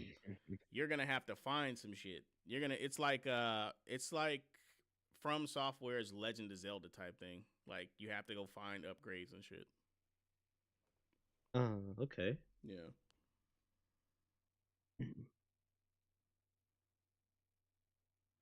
The Age of Suffering builds character, method of game design. I mean, yeah, I like that. The I like that. suffering builds character. Now you have the arcade era where it's fucking extreme and it's unfair on purpose to sap money away from you. That's the type of shit people don't like. But once you start drifting the home console and people start making games, with the end user experience in mind because they want to sell more CDs and sell more consoles, yeah, suffering builds character starts to get fun, especially when you offer optional challenges to the player to enrich their experience. Absolutely. I don't know, Yes. man. I bought Marvel vs. Capcom, the Fighting Collection version, and dear God, those arcade difficulties Nah, bro. The they don't hold back computer, on you. the computer cheats, bro. Oh Jesus, The computer actually this does bull. cheat. The computer does cheat, bro. Like for real, like actual cheats. They have like moves that are invincible that wouldn't be invincible for the player. They have lower recovery. You're a fucking charge character and you can walk forward and do charge moves. Like, come on, bro. Because the computer could just do it. There's no input for the computer. It can just fucking do it. How do you freaking beat retro Marvel vs. Capcom made like era games? Because dear God, You have one advantage over the computer, and it's that you're the player, and that you can learn the combo system better than the computer. Like when you get good I don't enough, know. when you get good enough, you only have to touch the computer once. You only have to touch the computer one time. That's it. Oh, I, I was gonna say, but trying to learn what the arcade controls are transferred to gaming console controls is a bitch. Nah, it is. It is absolutely, and that's a 6-button fighter. Yeah.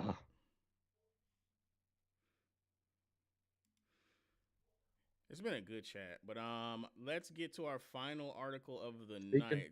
Huh? yeah, speaking of Marvel, what are you gonna show us the next topic? Yeah, yeah. It's up on screen. It's the new Spider-Man movie. Oh, That's why I kind of wish we oh, saved yeah. I kind of wish we saved a little bit more of the comic book talk for this segment, but I mean, it was good talk. It's fine. I mean, I guess we can open more comic book talk because I think people who've read Spider-Man know what this is mirroring, right? This is mirroring sort of kind of the events of One More Day and also the events of after Civil War when Peter revealed his identity to the world. The MCU did not do that Well, that any was. justice, obviously. But yeah, go ahead. I mean, I was gonna say technically, No Way Home did that. Well, yeah, but Kind of. this is the aftermath of that, right? Oh, Because okay. That's a good thing. yeah. Actually, I think the comic was called Brand New Day, if I'm not mistaken. Jimbo, you're a comic book guy. Can you fact check me on Wait. that? Because like there The was comic a of the period, aftermath. yeah. Because like after Strange helps Peter wipe the world's memory, you know, his identity's secret again, and I believe the first comic was called Brand New Day, if I'm not mistaken.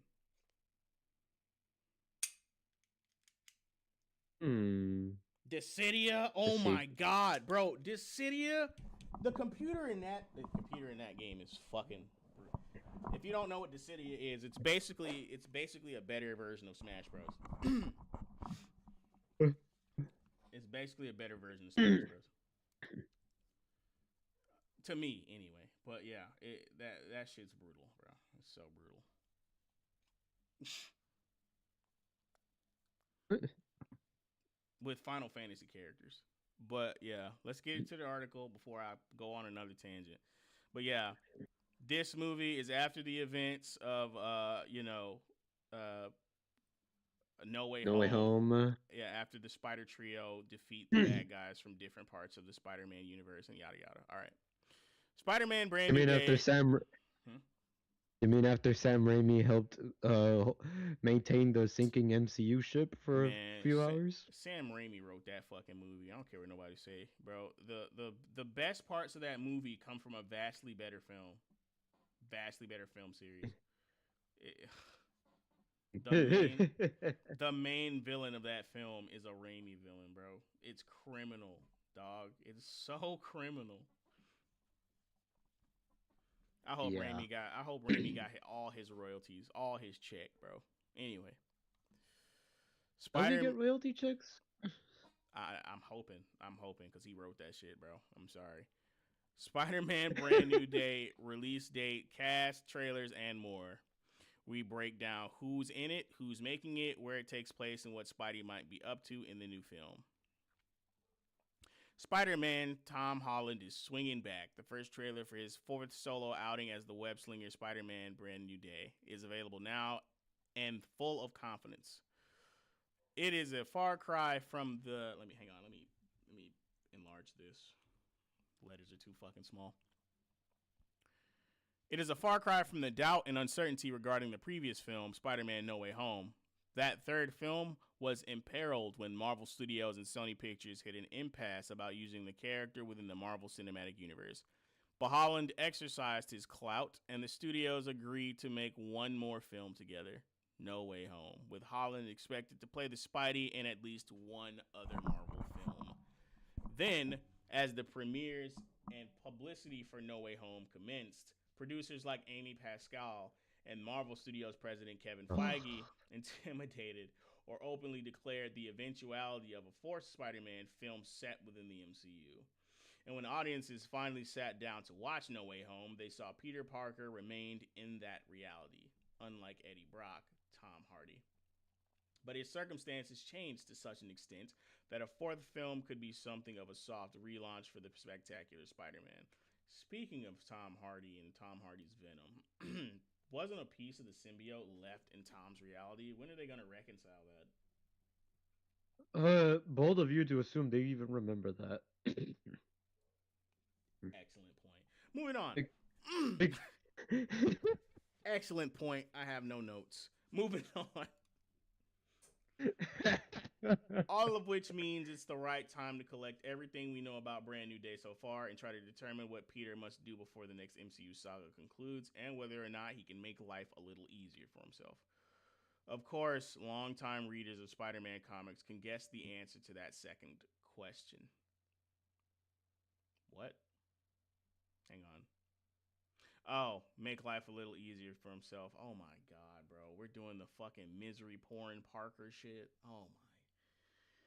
Dude, bro, have you not seen the memes? I'm so tired of this shit, bro. Spider-Man can never. Dude, did you not? Go ahead. Did you not see the memes?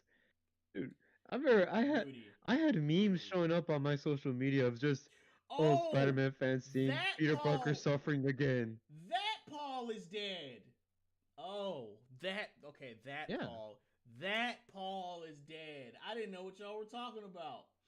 Now I get That's what I it. was telling you. Paul is I dead. didn't know what Paul y'all were talking about, bro. But now that Rudy said they're going to introduce Paul in the MCU, I now know you're talking about MJ's new facelift. He's just the most basic motherfucker ever. Paul is literally just a nobody. He's a Yes, self-insert of the Paul author is who wanted to dead. cuck Spider-Man. Paul is dead, Rudy. Yes. Paul is dead. Yes.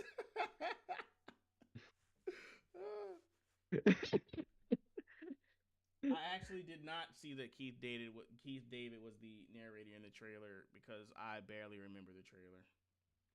Wait, he was? I don't remember his voice in the trailer. Maybe there's another trailer he's I talking saw the about. trailer. I don't remember his voice in there. Me either. The film takes its subtitle from a pair of infamous Marvel comic storylines, One More Day and Brand New Day. Aha, I knew it. Brand New Day was the yeah. Actually, no, Brand New Day was a part of that same comic line with Mephisto. It was not after Strange wiped the world's memory of Spider-Man's identity. Shit. What was that comic called? No, Strange Anyway. wiped it. Strange wiped Spider-Man's identity in the MCU. I don't remember him actually doing that in the comic. No, he did. Because remember Civil War? Pete sided with Iron Man and revealed his secret identity to the world, which caused One More Day. And I thought that's why he made the deal with Mephisto. Yeah. No. Okay, maybe I'm right, actually, but no. Him revealing his secret identity in Civil War caused Aunt May to be shot, and that is when that is the case. Yeah, yes. And that is when he fucking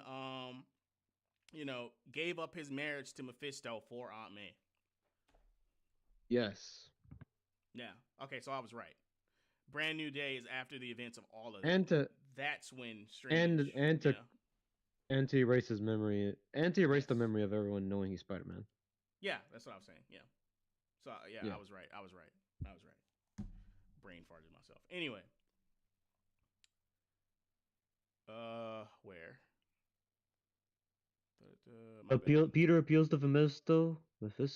Yeah. A sentence up. Yeah. One More Day and Brand New Day, and the former Aunt May lies dying from a gunshot wound, and Peter appeals to Mephisto. Yeah. Yes, really, to save her life.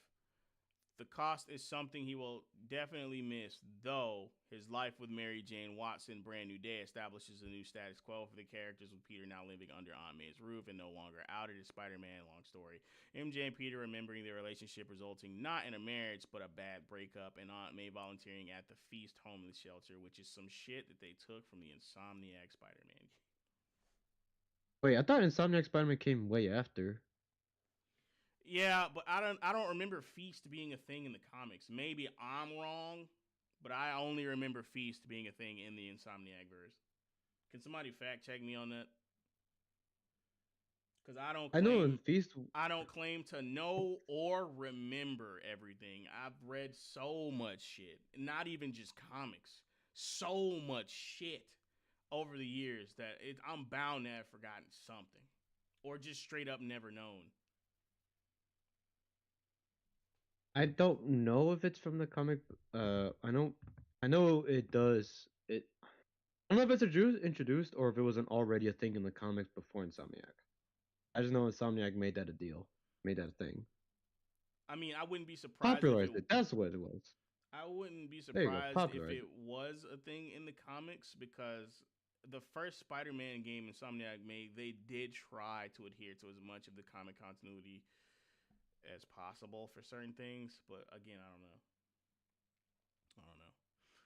But yeah, Aunt May volunteering at the Feast homeless shelter. But yes, Rudy, Aunt May was damn near a decade, probably way less, from death, and Peter should not be gambling with Satan to try and resurrect an old woman of such, an old age. Right? He shouldn't. He should accept that she has passed away as a result of his failures, just like he did with Uncle Ben. But no, we love to regress Peter Parker's character. First with One More Day, and then once again with fucking Parker Industries, and I think the big time Spider-Man comic line. But definitely Parker Industries.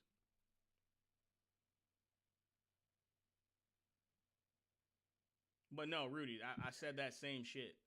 Why would he do this for Aunt May? Also, he goes to a sorcerer, and this motherfucker can't heal a bullet wound. A sorcerer couldn't help Aunt May.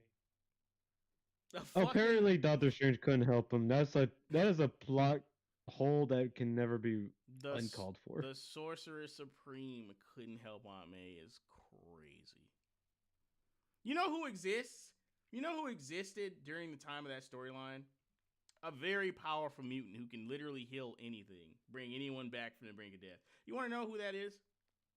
Elixir. An Omega level mutant, specifically because he's immortal, cannot die, and can cure any ailment. Literally any ailment. Anything. You think it, he can cure it. But apparently he was just out of town or some shit. He went to the X-Men, you know, that gets me. He went to the X-Men, by the way. Go ahead. That gets me thinking on like the bigger scope. Like you have all these characters from the Avengers, the X-Men, Fantastic Four, all these characters who can revolutionize society with minds or brilliant powers, but why does the world of Marvel still look the same as ours? After these characters who've existed since the 50s have existed and been making ground breakthroughs with technology, magic, the mutants, the mutant uprisings. They added all these other stuff, other landmarks and other dimensions, but the general world of New York is still the same New York. How? No idea.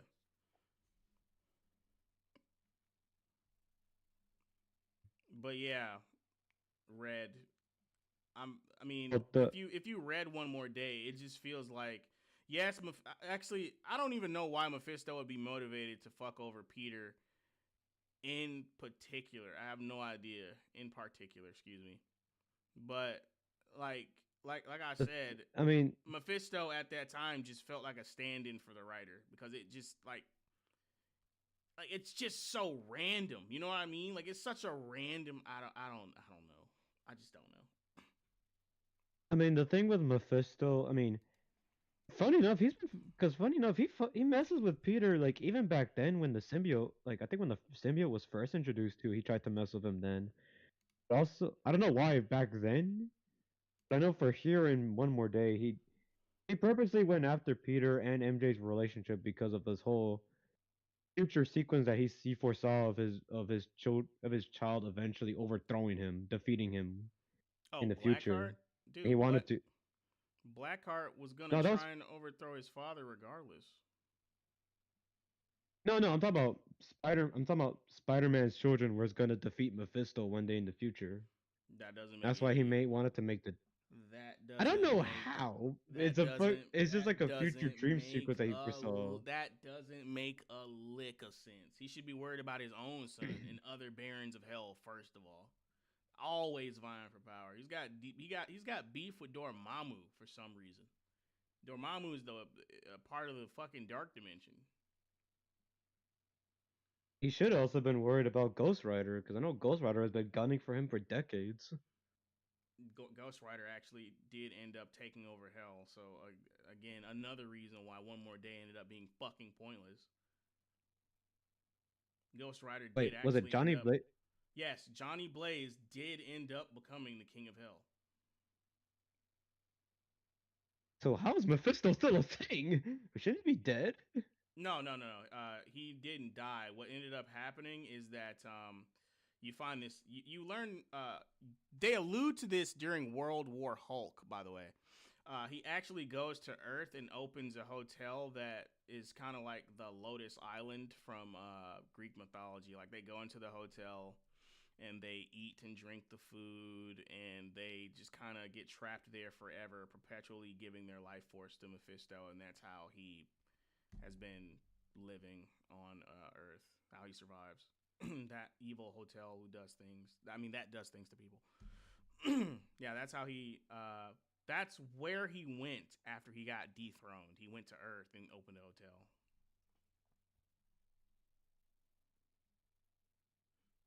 Yeah. Yeah. Really? Yeah. Wow. I mean, I don't think Mephisto should just get destroyed either because he's such a crafty villain. I don't think he would just die immediately. So I don't necessarily disagree with that. You know what I mean? I really don't personally. Yeah, but I don't know. Like I always pictured Ghost Rider when Ghost Rider eventually took guns from Mephisto, he would actually just he would kill him and take the throne. You know. I mean, I I don't know. mean, Like I don't know. I didn't read the comic line how when he actually did dethrone Mephisto, but either he thought he killed him or Mephisto is just too slippery. My vote is the second one. uh-huh. But yeah, that during that time he was the king of hell. But I know for sure Mephisto has gone after Peter on occasion. I don't know why, but he does for the past. In the He past times opened he a did go Hazbin after Hotel. him, but for the Hazbin Hotel. Basically, I guess. I mean, the Hazbin Hotel concept is a bit different in the actual show, but yeah, you could call it that. All right, It really- let's get to the end of this article because we did stop a lot, and yeah, my bad. I mean, it's been a good discussion, but yeah, hang on. Those who recall No Way Home may recognize at least some of One More Day buried within the final minutes of the film. In order to fix the multiversal chaos, Peter must accept the complete erasure of his life and friendships in order to undo his outing as Spider-Man. Well, I don't think that's a symptom of One More Day at all. I think that's more or less a symptom of, you know. Okay, never mind. No, that's a result of the same thing. I keep forgetting that the events of Civil War is what led up to One More Day. So yeah, I guess it is. I guess that is One More Day. But it reminds me personally more of Civil War, even though they're in the same sequence. So yes, that's correct. Actually, I just keep fucking disassociating those two things. Probably because I hate One More Day so fucking much. But yeah. We all do. We all do. I mean, No Way Home really doesn't have anything to do with One More Day. But the one thing they did take was the erasure of Spider-Man's secret identity thing. That's like the only fucking thing they took. That's it. That's the one thing they took. Spider-Man, his identity being erased, except they went further and erased their memories of Peter Parker as well, which whatever. I don't know how that was meant to fix the multiverse, but whatever. You know, just whatever. It's one of those details you have to just don't think about because they want to make the plot happen. So Yeah. somehow a memory wiping spell connects to a multiverse of characters just getting dragged out of their own canon, essentially. Well, with the way they explained that in the film, that part made sense, even though I didn't like it. That being said, the part that doesn't make sense to me, or maybe I can't remember, is why the entire world / multiverse had to forget who Peter Parker was. Not just the villains, but literally everyone had to forget who not only Spider-Man was, but also Peter Parker. No idea. I thought it was just the MCU universe. I thought the other realities, like the other Spider-Man and the Raimi villains, technically still kept their memory. Because I thought that spell only affected. If that's the case, that doesn't make any sense because all three of them share the same name and are effectively the same person, sort of, kind of. And that was an infinite amount of villains spilling through the multiverse to that one point in time. So, infinite, with exceptions, doesn't quite work. But anyway, the more you think about that movie, the worse it fucking gets. So let's not even do it.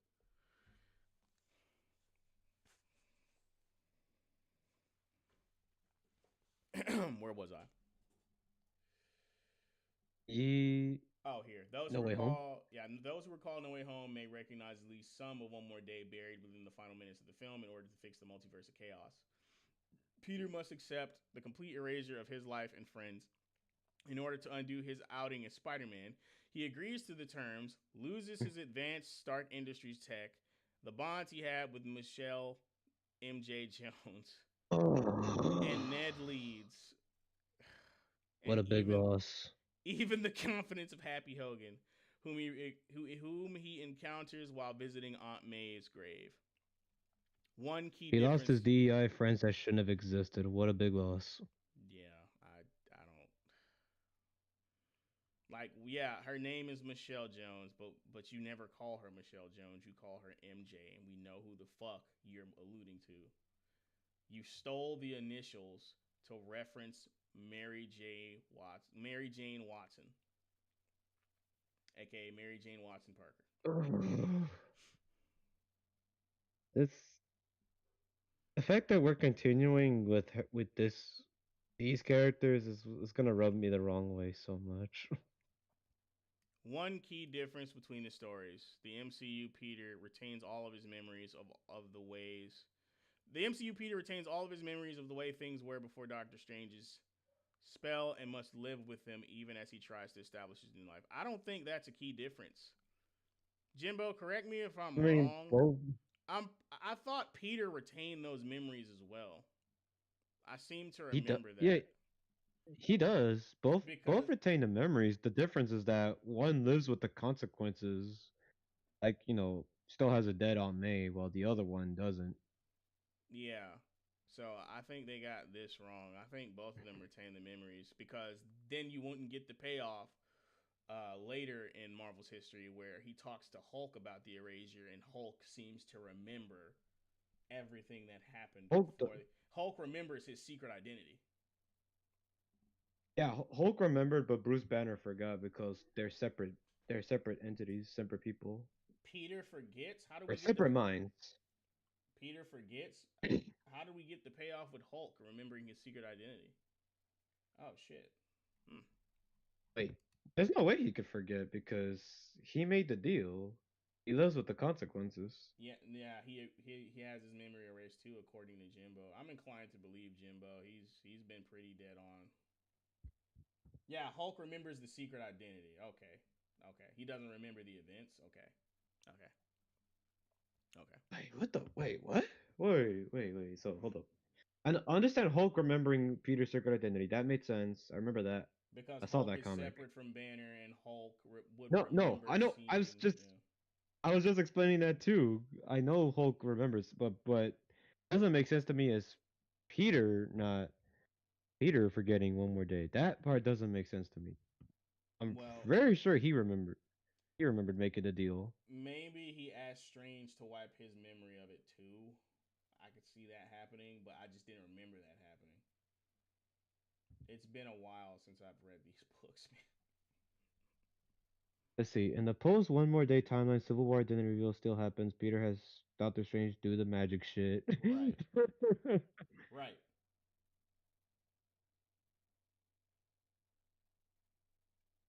Yeah, correct. So then, But so Peter also had his Peter, own memories. What? yeah. Does Peter have his memory? Does Peter remember that he revealed his secret identity? Is the question, or does he have it wiped by Strange? Yeah, we know the marriage got erased from the timeline because of his deal with Mephisto, but like, does Peter Parker himself remember all those things that happened? Does he remember revealing himself and making a deal with Mephisto? That's the question. Yeah.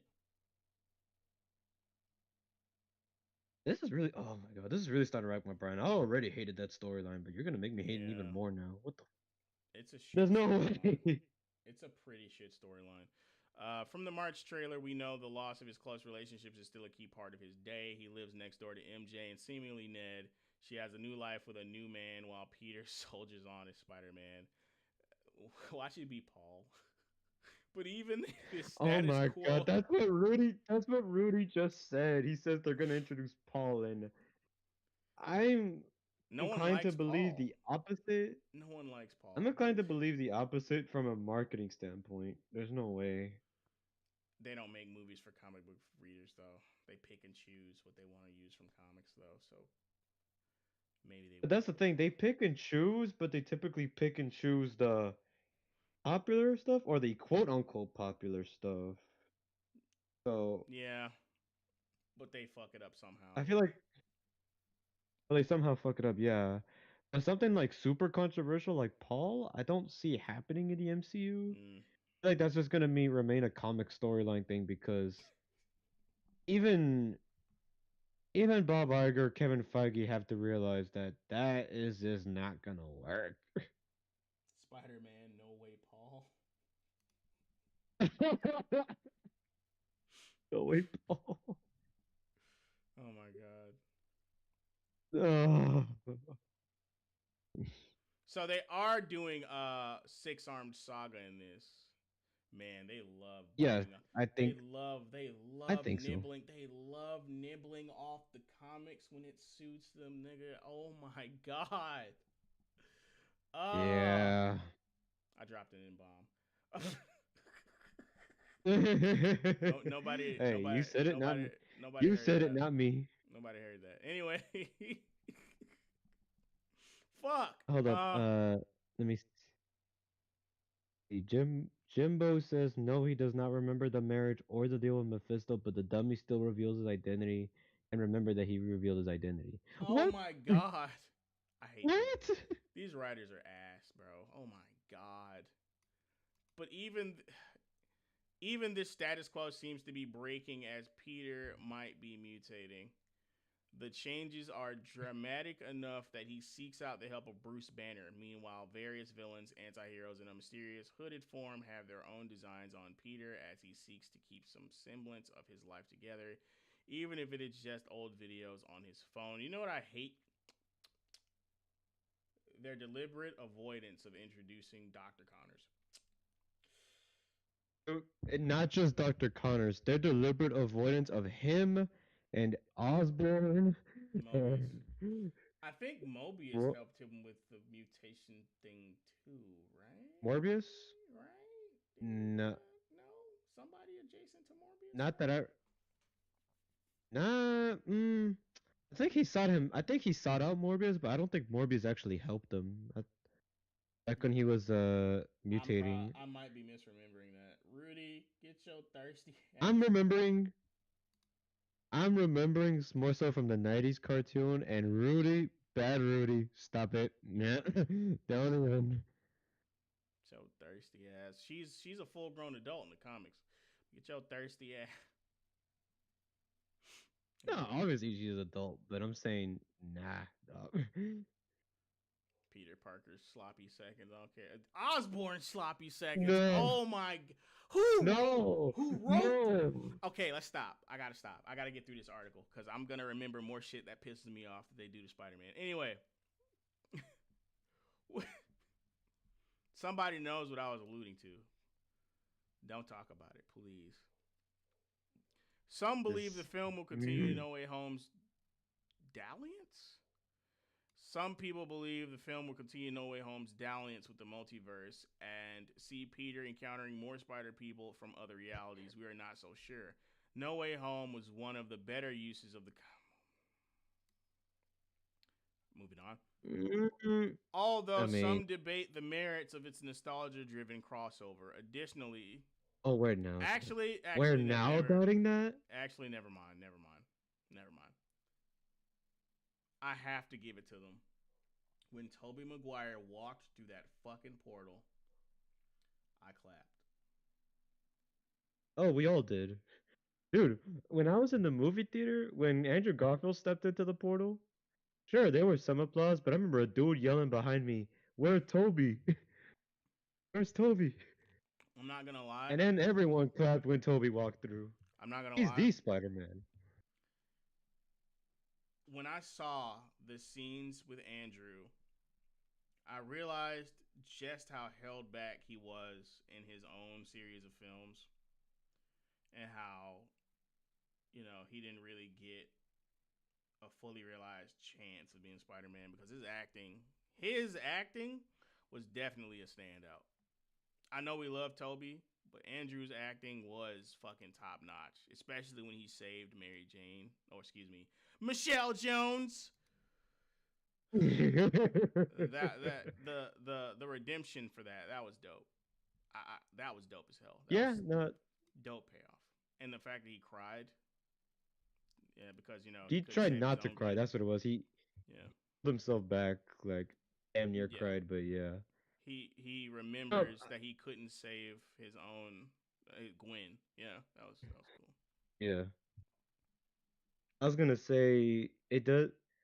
I do agree, but at the same time, that whole universe I still never really liked, just because one, never liked the suit, and two, I didn't like how they portrayed him in those movies. Yeah, But the yeah, one good thing was the one good thing they did take with it from it was the Gwen Stacy death. That's kind of it. yeah. That hit hard. His acting during the more melancholy moments was really good, for sure. Hmm. Okay. Let's get through this because this is a long ass article. Holy fuck. Although some debate the merits of its nostalgia driven crossover, additionally, a multiverse is also at the core of Sony's animated Spider Verse films, where the various interpretations of Spider Man have had more space to be explored narratively. Also, it appears Marvel is seeding the idea that Brand New Day will be more street level, thank God, thank Daredevil, than the previous MCU Spider Man films. The trailer definitely Think backs up Daredevil? the You mean notion. think any? Think Daredevil, or maybe think Spider Man? Yeah, Any other Spider Man movie we have? yeah, yeah, yeah. Yeah, but I mean, you can't expect non-comic book readers to know what street level superheroes are. But I mean, that's where the essence of comic book lives. Comic books live the street level because it's the day to day. It's the humdrum. It's the fun stories. It's the regular everyday true crime type of things, or even things like Hulk, Iron Man, and Spider Man having to take care of Cerberus and Orthus from Hades and stuff, and then Hercules bringing them the dogs to take care of for a week while he goes to do whatever the fuck. Like that type of Yeah. shit. That type of shit is what comic books is about. Where Spider Man, Iron Man, and Hulk have to babysit two underworld dogs because they got pushed on them by fucking Hercules. That's the type of shit comics is about.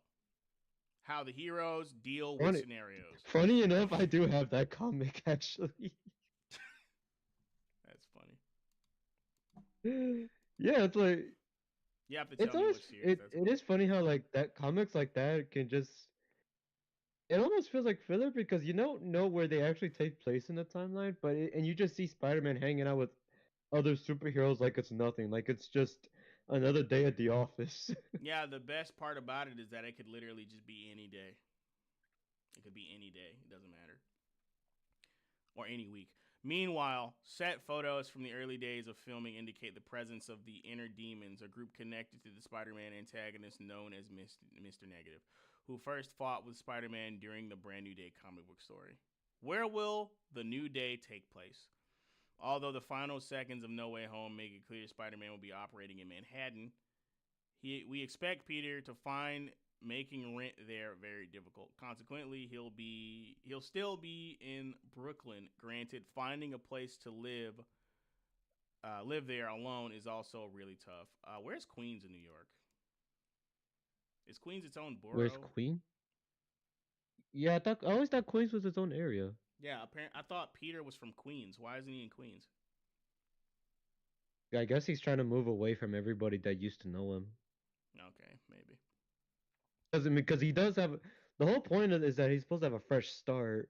Fair enough. Yet he still cannot let go of the The past. two DEI people he used to know. Fair enough. He lives next door to Mary Jane. Fuck. Michelle Jones. MJ, whatever. They're falling. So they're corrupting you. Tell them they're gonna start. No, they're stealing the initials from a better character. Fuck. Anyway, one of our favorite guesses about his living space is the possibility that he may have to share a dwelling with two other people. That could bring in some familiar characters from the animated Spider-Man and His Amazing Friends Saturday morning series, but we'll leave that I doubt that. as more of a wild speculation until actors are confirmed as Firestar and Iceman. They're gonna make Iceman gay. I just know it. The trailer only reveals the identity of his name, MJ, but not how Peter lives in his few minutes of downtime. Meanwhile, the other New York environs will no doubt resemble what we have been seeing going back as far as the first Avengers film and subsequent Spider-Man pictures. Environs. Yeah, environs is such a weird word. It will be a New York not unlike our own, but also one still feeling the effects of the blip, the Battle of Earth, and presumably the mayorship of Wilson Fisk. I somehow doubt all of that. We've had so many movies that should have been handling showcasing the effects of the blip, and they skim past that. Damn near every movie except It's almost a parody how they covered it. yeah, like Shang-Chi blip skimmed right over that like it was nothing, and that still pisses me off. Yeah. Spider-Man, the Tom Holland Spider-Man only takes the aftermath of Endgame, not really the effects of the blip. Who will be there on the The day? effects of the blip. Oh, finish. Go ahead. I was saying the effects of the blip were really only shown between Infinity War and Endgame itself. But yeah, that's all I was gonna say. Go ahead. It's just glossed over. Who will be there on the day? Holland is back as Peter naturally enough. As discussed above, he will still be facing that new life he accepted at the end of No Way Home and presumably trying to establish what that means for himself, both as Peter and as Spider-Man.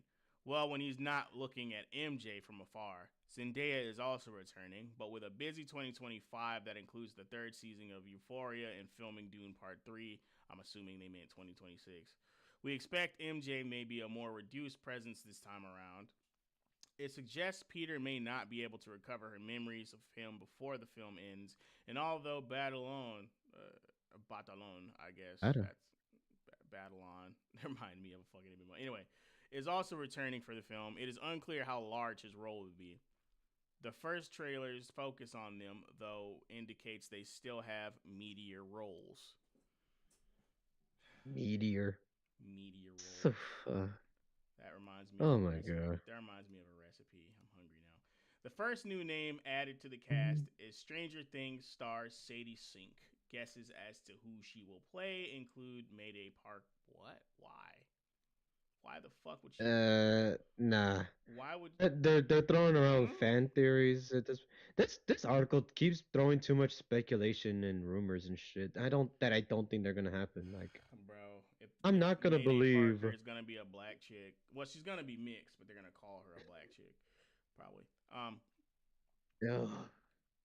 Peter and MJ's child from an alternate future. The X-Men's Jean Grey, a Punisher supporting character, and comic book Peter's first girlfriend, Gwen Stacy. The latter has some appeal as a version.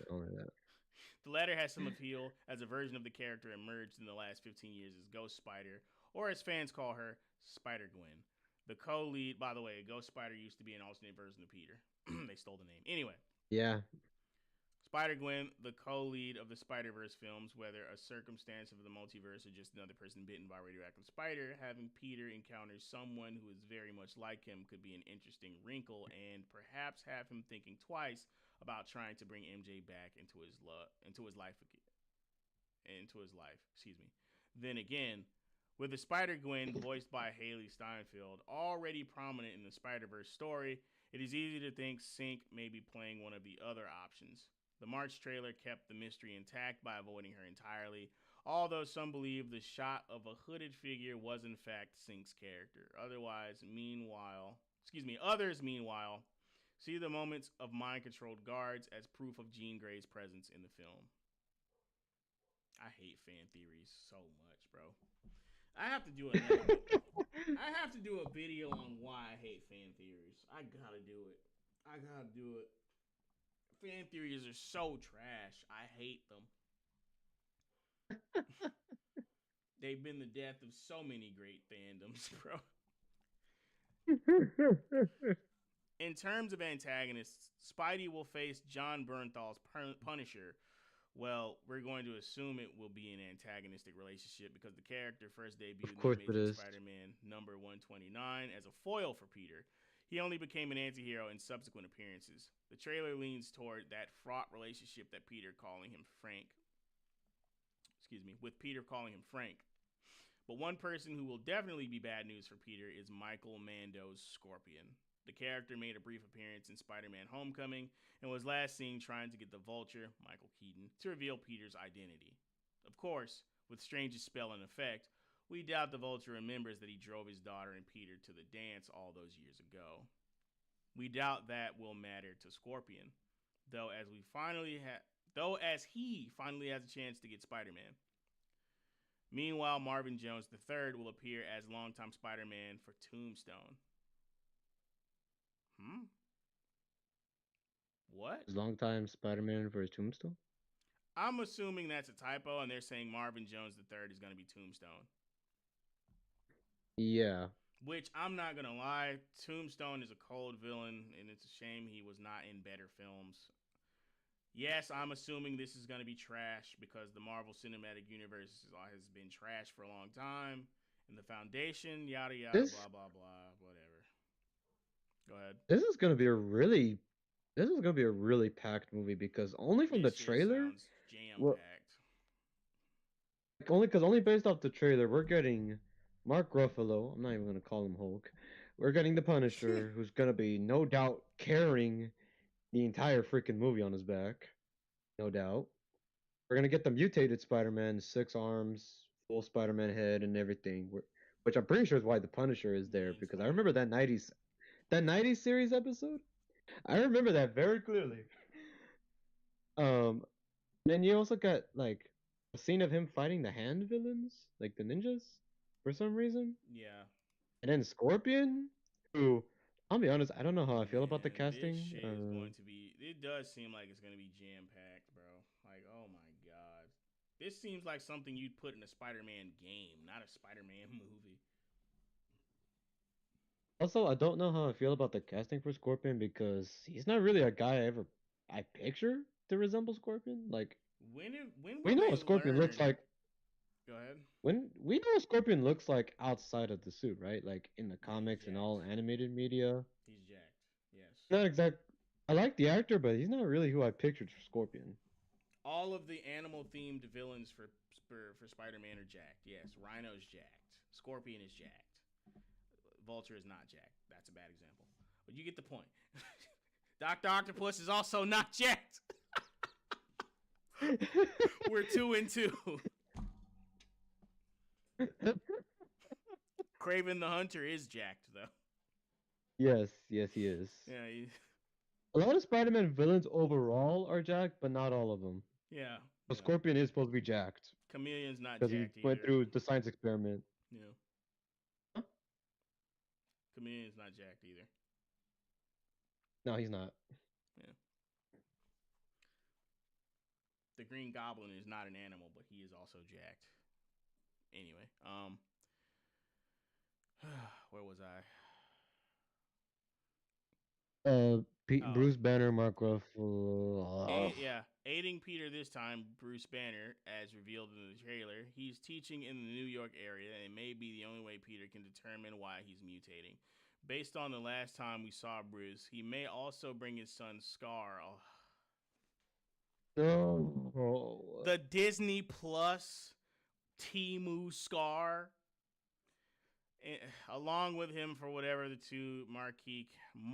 Scar in the MCU was not marquee. Marquee characters have to face in this film, although that aspect of his current status quo may not come into play. Liza Cole,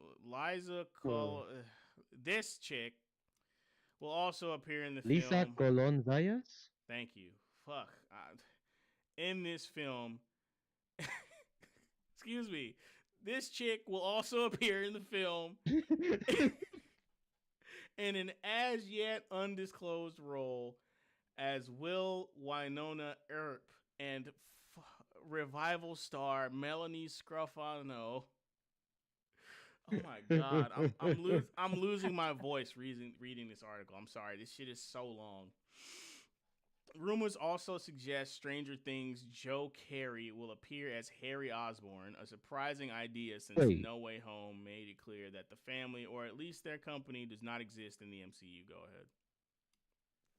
Wait a minute, I don't remember them mentioning Harry in the trailer. What the fuck? No, I don't either.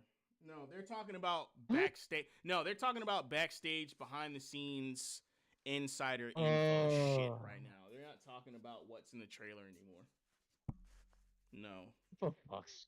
Okay, I really take that with a grain of salt. If they wanted Harry Osborn, he should have been in the first movie. Yeah, maybe. Yeah, he'd be set up as Peter's best friend early. We don't get any of that when he's introduced. He didn't even get introduced in his own debut film. He got introduced in Civil War, right? Wait, are we talking about Harry Osborn No, Spider-Man. or Spider-Man? Oh, Yes. yeah, he was introduced in Civil War. Yeah, Yeah, they would have he had wasn't to set. introduced in his own movie. They would have had to set Harry Osborn as his best friend early. Yeah, but anyway. It has also been. Did I already read that? It has also been suggested that Charlie Cox will appear as Matt Murdock in the film, although this has not been confirmed, nor has the presence of Mr. Negative. But it is possible he is the yet to be revealed primary antagonist. The character certainly has the wattage to be a good antagonist for a more street level Spidey. But the trailer added a new wrinkle, a group of ninjas that are likely representatives of the Hand, Daredevil's longtime adversaries. There's not really a reason Daredevil and Spider-Man would fight. There was Daredevil versus Spider-Man, the animated movie, but they ended up fighting over a misunderstanding. That's probably he wouldn't be a full-blown antagonist. And I don't think that's what the article is saying. I don't think they're Yeah. saying that Daredevil and Spider-Man are gonna fight. Did I misread that? The character. Yeah, it's saying that he Mr. might Negative. show up in the movie, but Mr. not. But they Mr. were- Negative. Yeah, they were saying Mr. Negative would be a good antagonist for a more street level Spidey. Yeah, he would be. Yeah, for sure. He My would bad. be. So would Scorpion and or even the Sandman, ninjas. But I mean, we really need all Hydra-Man. three of them. Only one. We only need one villain, and the main villain of this film, who does not need to be outshined, if you were to pick one, should be Mr. Negative. Mr. Negative is such a dynamic enough villain because he's like the mob boss type that it'd be a perfect. He'd be like a Tombstone or a Wilson Fisk. It'd be great. Which is ironic because you want to bring in Mr. Negative, but you also want to bring in Scorpion, but then you also want to bring in Tombstone. Is like, No, they should do one of what? them. It should be Mr. Negative. And if I'm following this correctly, I think they're gonna take some of the plot line from the Insomniac Spider-Man. But the thing is, with Martin Lee, Mr. Negative's entire shtick is that Martin Lee is a good guy by day, and Mr. Negative is the bad guy by night. Like, it's a charity by day. The Feast is a charity and homeless shelter by day, and by night it's a criminal empire. So yeah. Yeah. Just that concept alone, by the way, top tier fucking villain. Top tier. Great fucking concept for a villain. Like a Dr. Jekyll type thing. Anyway, Mr. Hyde. Mr. Hyde. Taking the helm from previous Spider-Man director John Watts is Destin Daniel Cretton, or Cretan, familiar to Marvel fans as the director of Shang-Chi and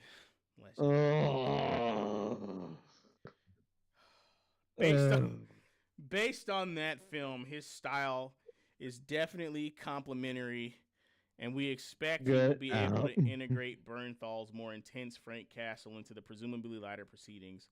We doubt it will lead to Peter and Frank duetting at karaoke, but you never know.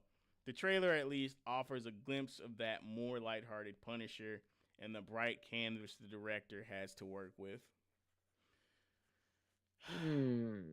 John Bernthal's Punisher is not the same as comic Punisher. I guess it's similar enough. Yeah. He's similar enough to the comic Punisher because of how intense he is and the whole But that's the dedicated thing. to punishment stick. But That's the thing. Punisher's not really that fucking intense. He really isn't. Like, if you've ever played the PS2 Punisher game, that's more like Punisher's personality. Like, he's like the cold type, not the burning, furious type that Bernthal is. yeah, I was gonna say, I mean, if they're gonna have John Berthal be like the '90s animated Punisher, or They're not. which is based off the first appearance of the Punisher comic. It's not gonna I mean, land the not same Punisher because their comic. personalities are so wildly different. That, and you're also down. Also, you're gonna PG-13 a very rated R character, which has always been a risk. It only worked for the '90s animated series because everybody was restricted under that roof. I mean, but here's the thing though. Punisher doesn't really he doesn't really talk that much. He doesn't really do the F-bomb slinging thing. You know what I mean? Like I I never mean, got rated that R from old character school in the Punisher. fact that I mean, His rated R character in actions that were he's rated very R. yeah, his actions. That's what I'm saying. Yeah, like Agent 47, his actions are rated R, but he's not really the type to cuss all that much. That's what I'm saying. He's a rated R character because of his actions. Right. Because every fight he comes in, he comes out a bloody mess. Yep. I mean, shit. Even with like the past Punisher versions, like even the first Punisher movie, it was still he wasn't cussing that much. He was also cold, but he still came out as a bloody mess every fight he got into. Yeah. Man, I missed that first Punisher movie. Damn, it was way better than I realized. No Way Home writers Chris McKenna and Eric Summers returned to offer some continuity from the previous trilogy. Now you care about continuity. The pair worked on the script as early as February 2023, with Holland later saying the script was finally cracked in October 2024. The pair also wrote later drafts of Ant-Man and the Wasp: Quantumania. Oh my God! Oh, Why do really? y'all just keep bringing up these trash movies that these people were on? They wrote that shit. Are you fucking This movie's gonna be ass. Oh my God, is this movie going to be ass?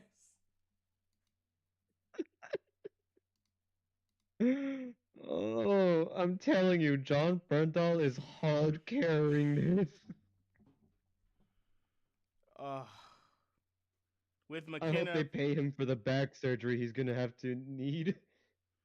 with McKenna He's providing carrying. material, with McKenna providing material for Captain America: The Winter Soldier.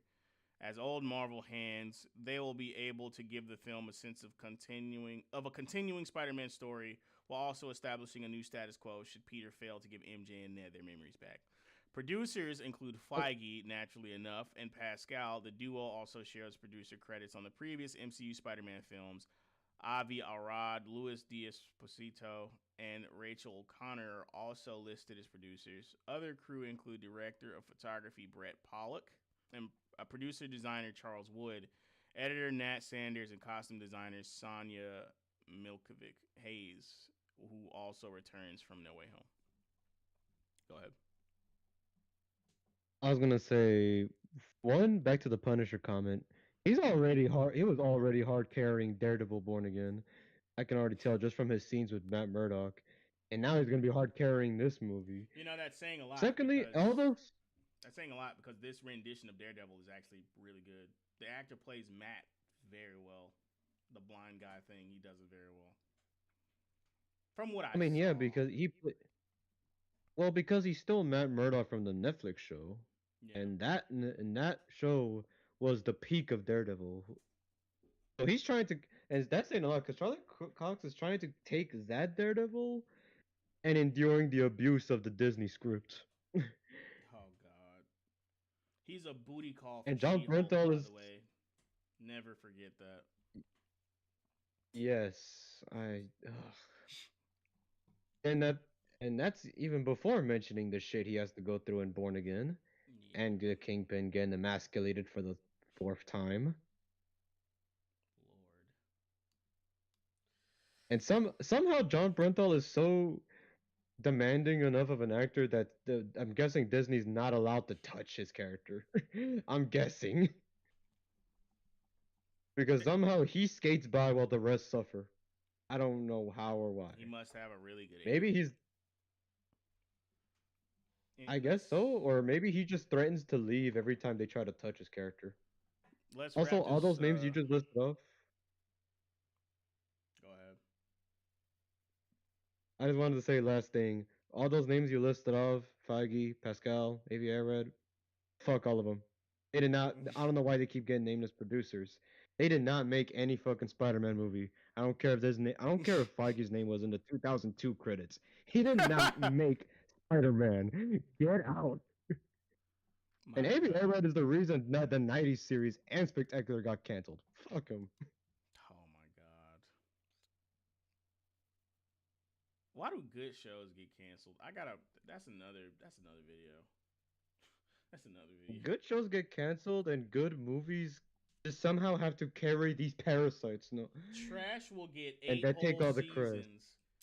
Trash will get 8 whole seasons, and good shows will only get 2, bro. It's insane. Yeah. But yeah, when will we see brand new? When will we see the brand new day? Spider-Man Brand New Day opens on July 31st, 2026. Previously meant to appear between the 2 upcoming Avengers films, it will now precede the entire conclusion of the multiverse saga. Like No Way Home, it remains to be seen how directly tied to that tale it will end up being. It shouldn't be tied to it at all, if I'm being honest. It should be his own story. But anyway, additionally, Pascal previously said the film will be the start of a new There is only one trilogy of Spider-Man. Don't even. This film will be the start of a new trilogy for Peter, so it is possible it will sidestep the multiverse entirely. Unless, of course, Peter has a role to play in Avengers Doomsday or Avengers Secret Wars. Oh god, we're gonna have to talk about those two eventually too. In that case, it also remains to be seen how Brand New Day can launch a new trilogy while still being tied to the current saga. Either way, though, it is clear Spidey has a place in whatever becomes of the MCU.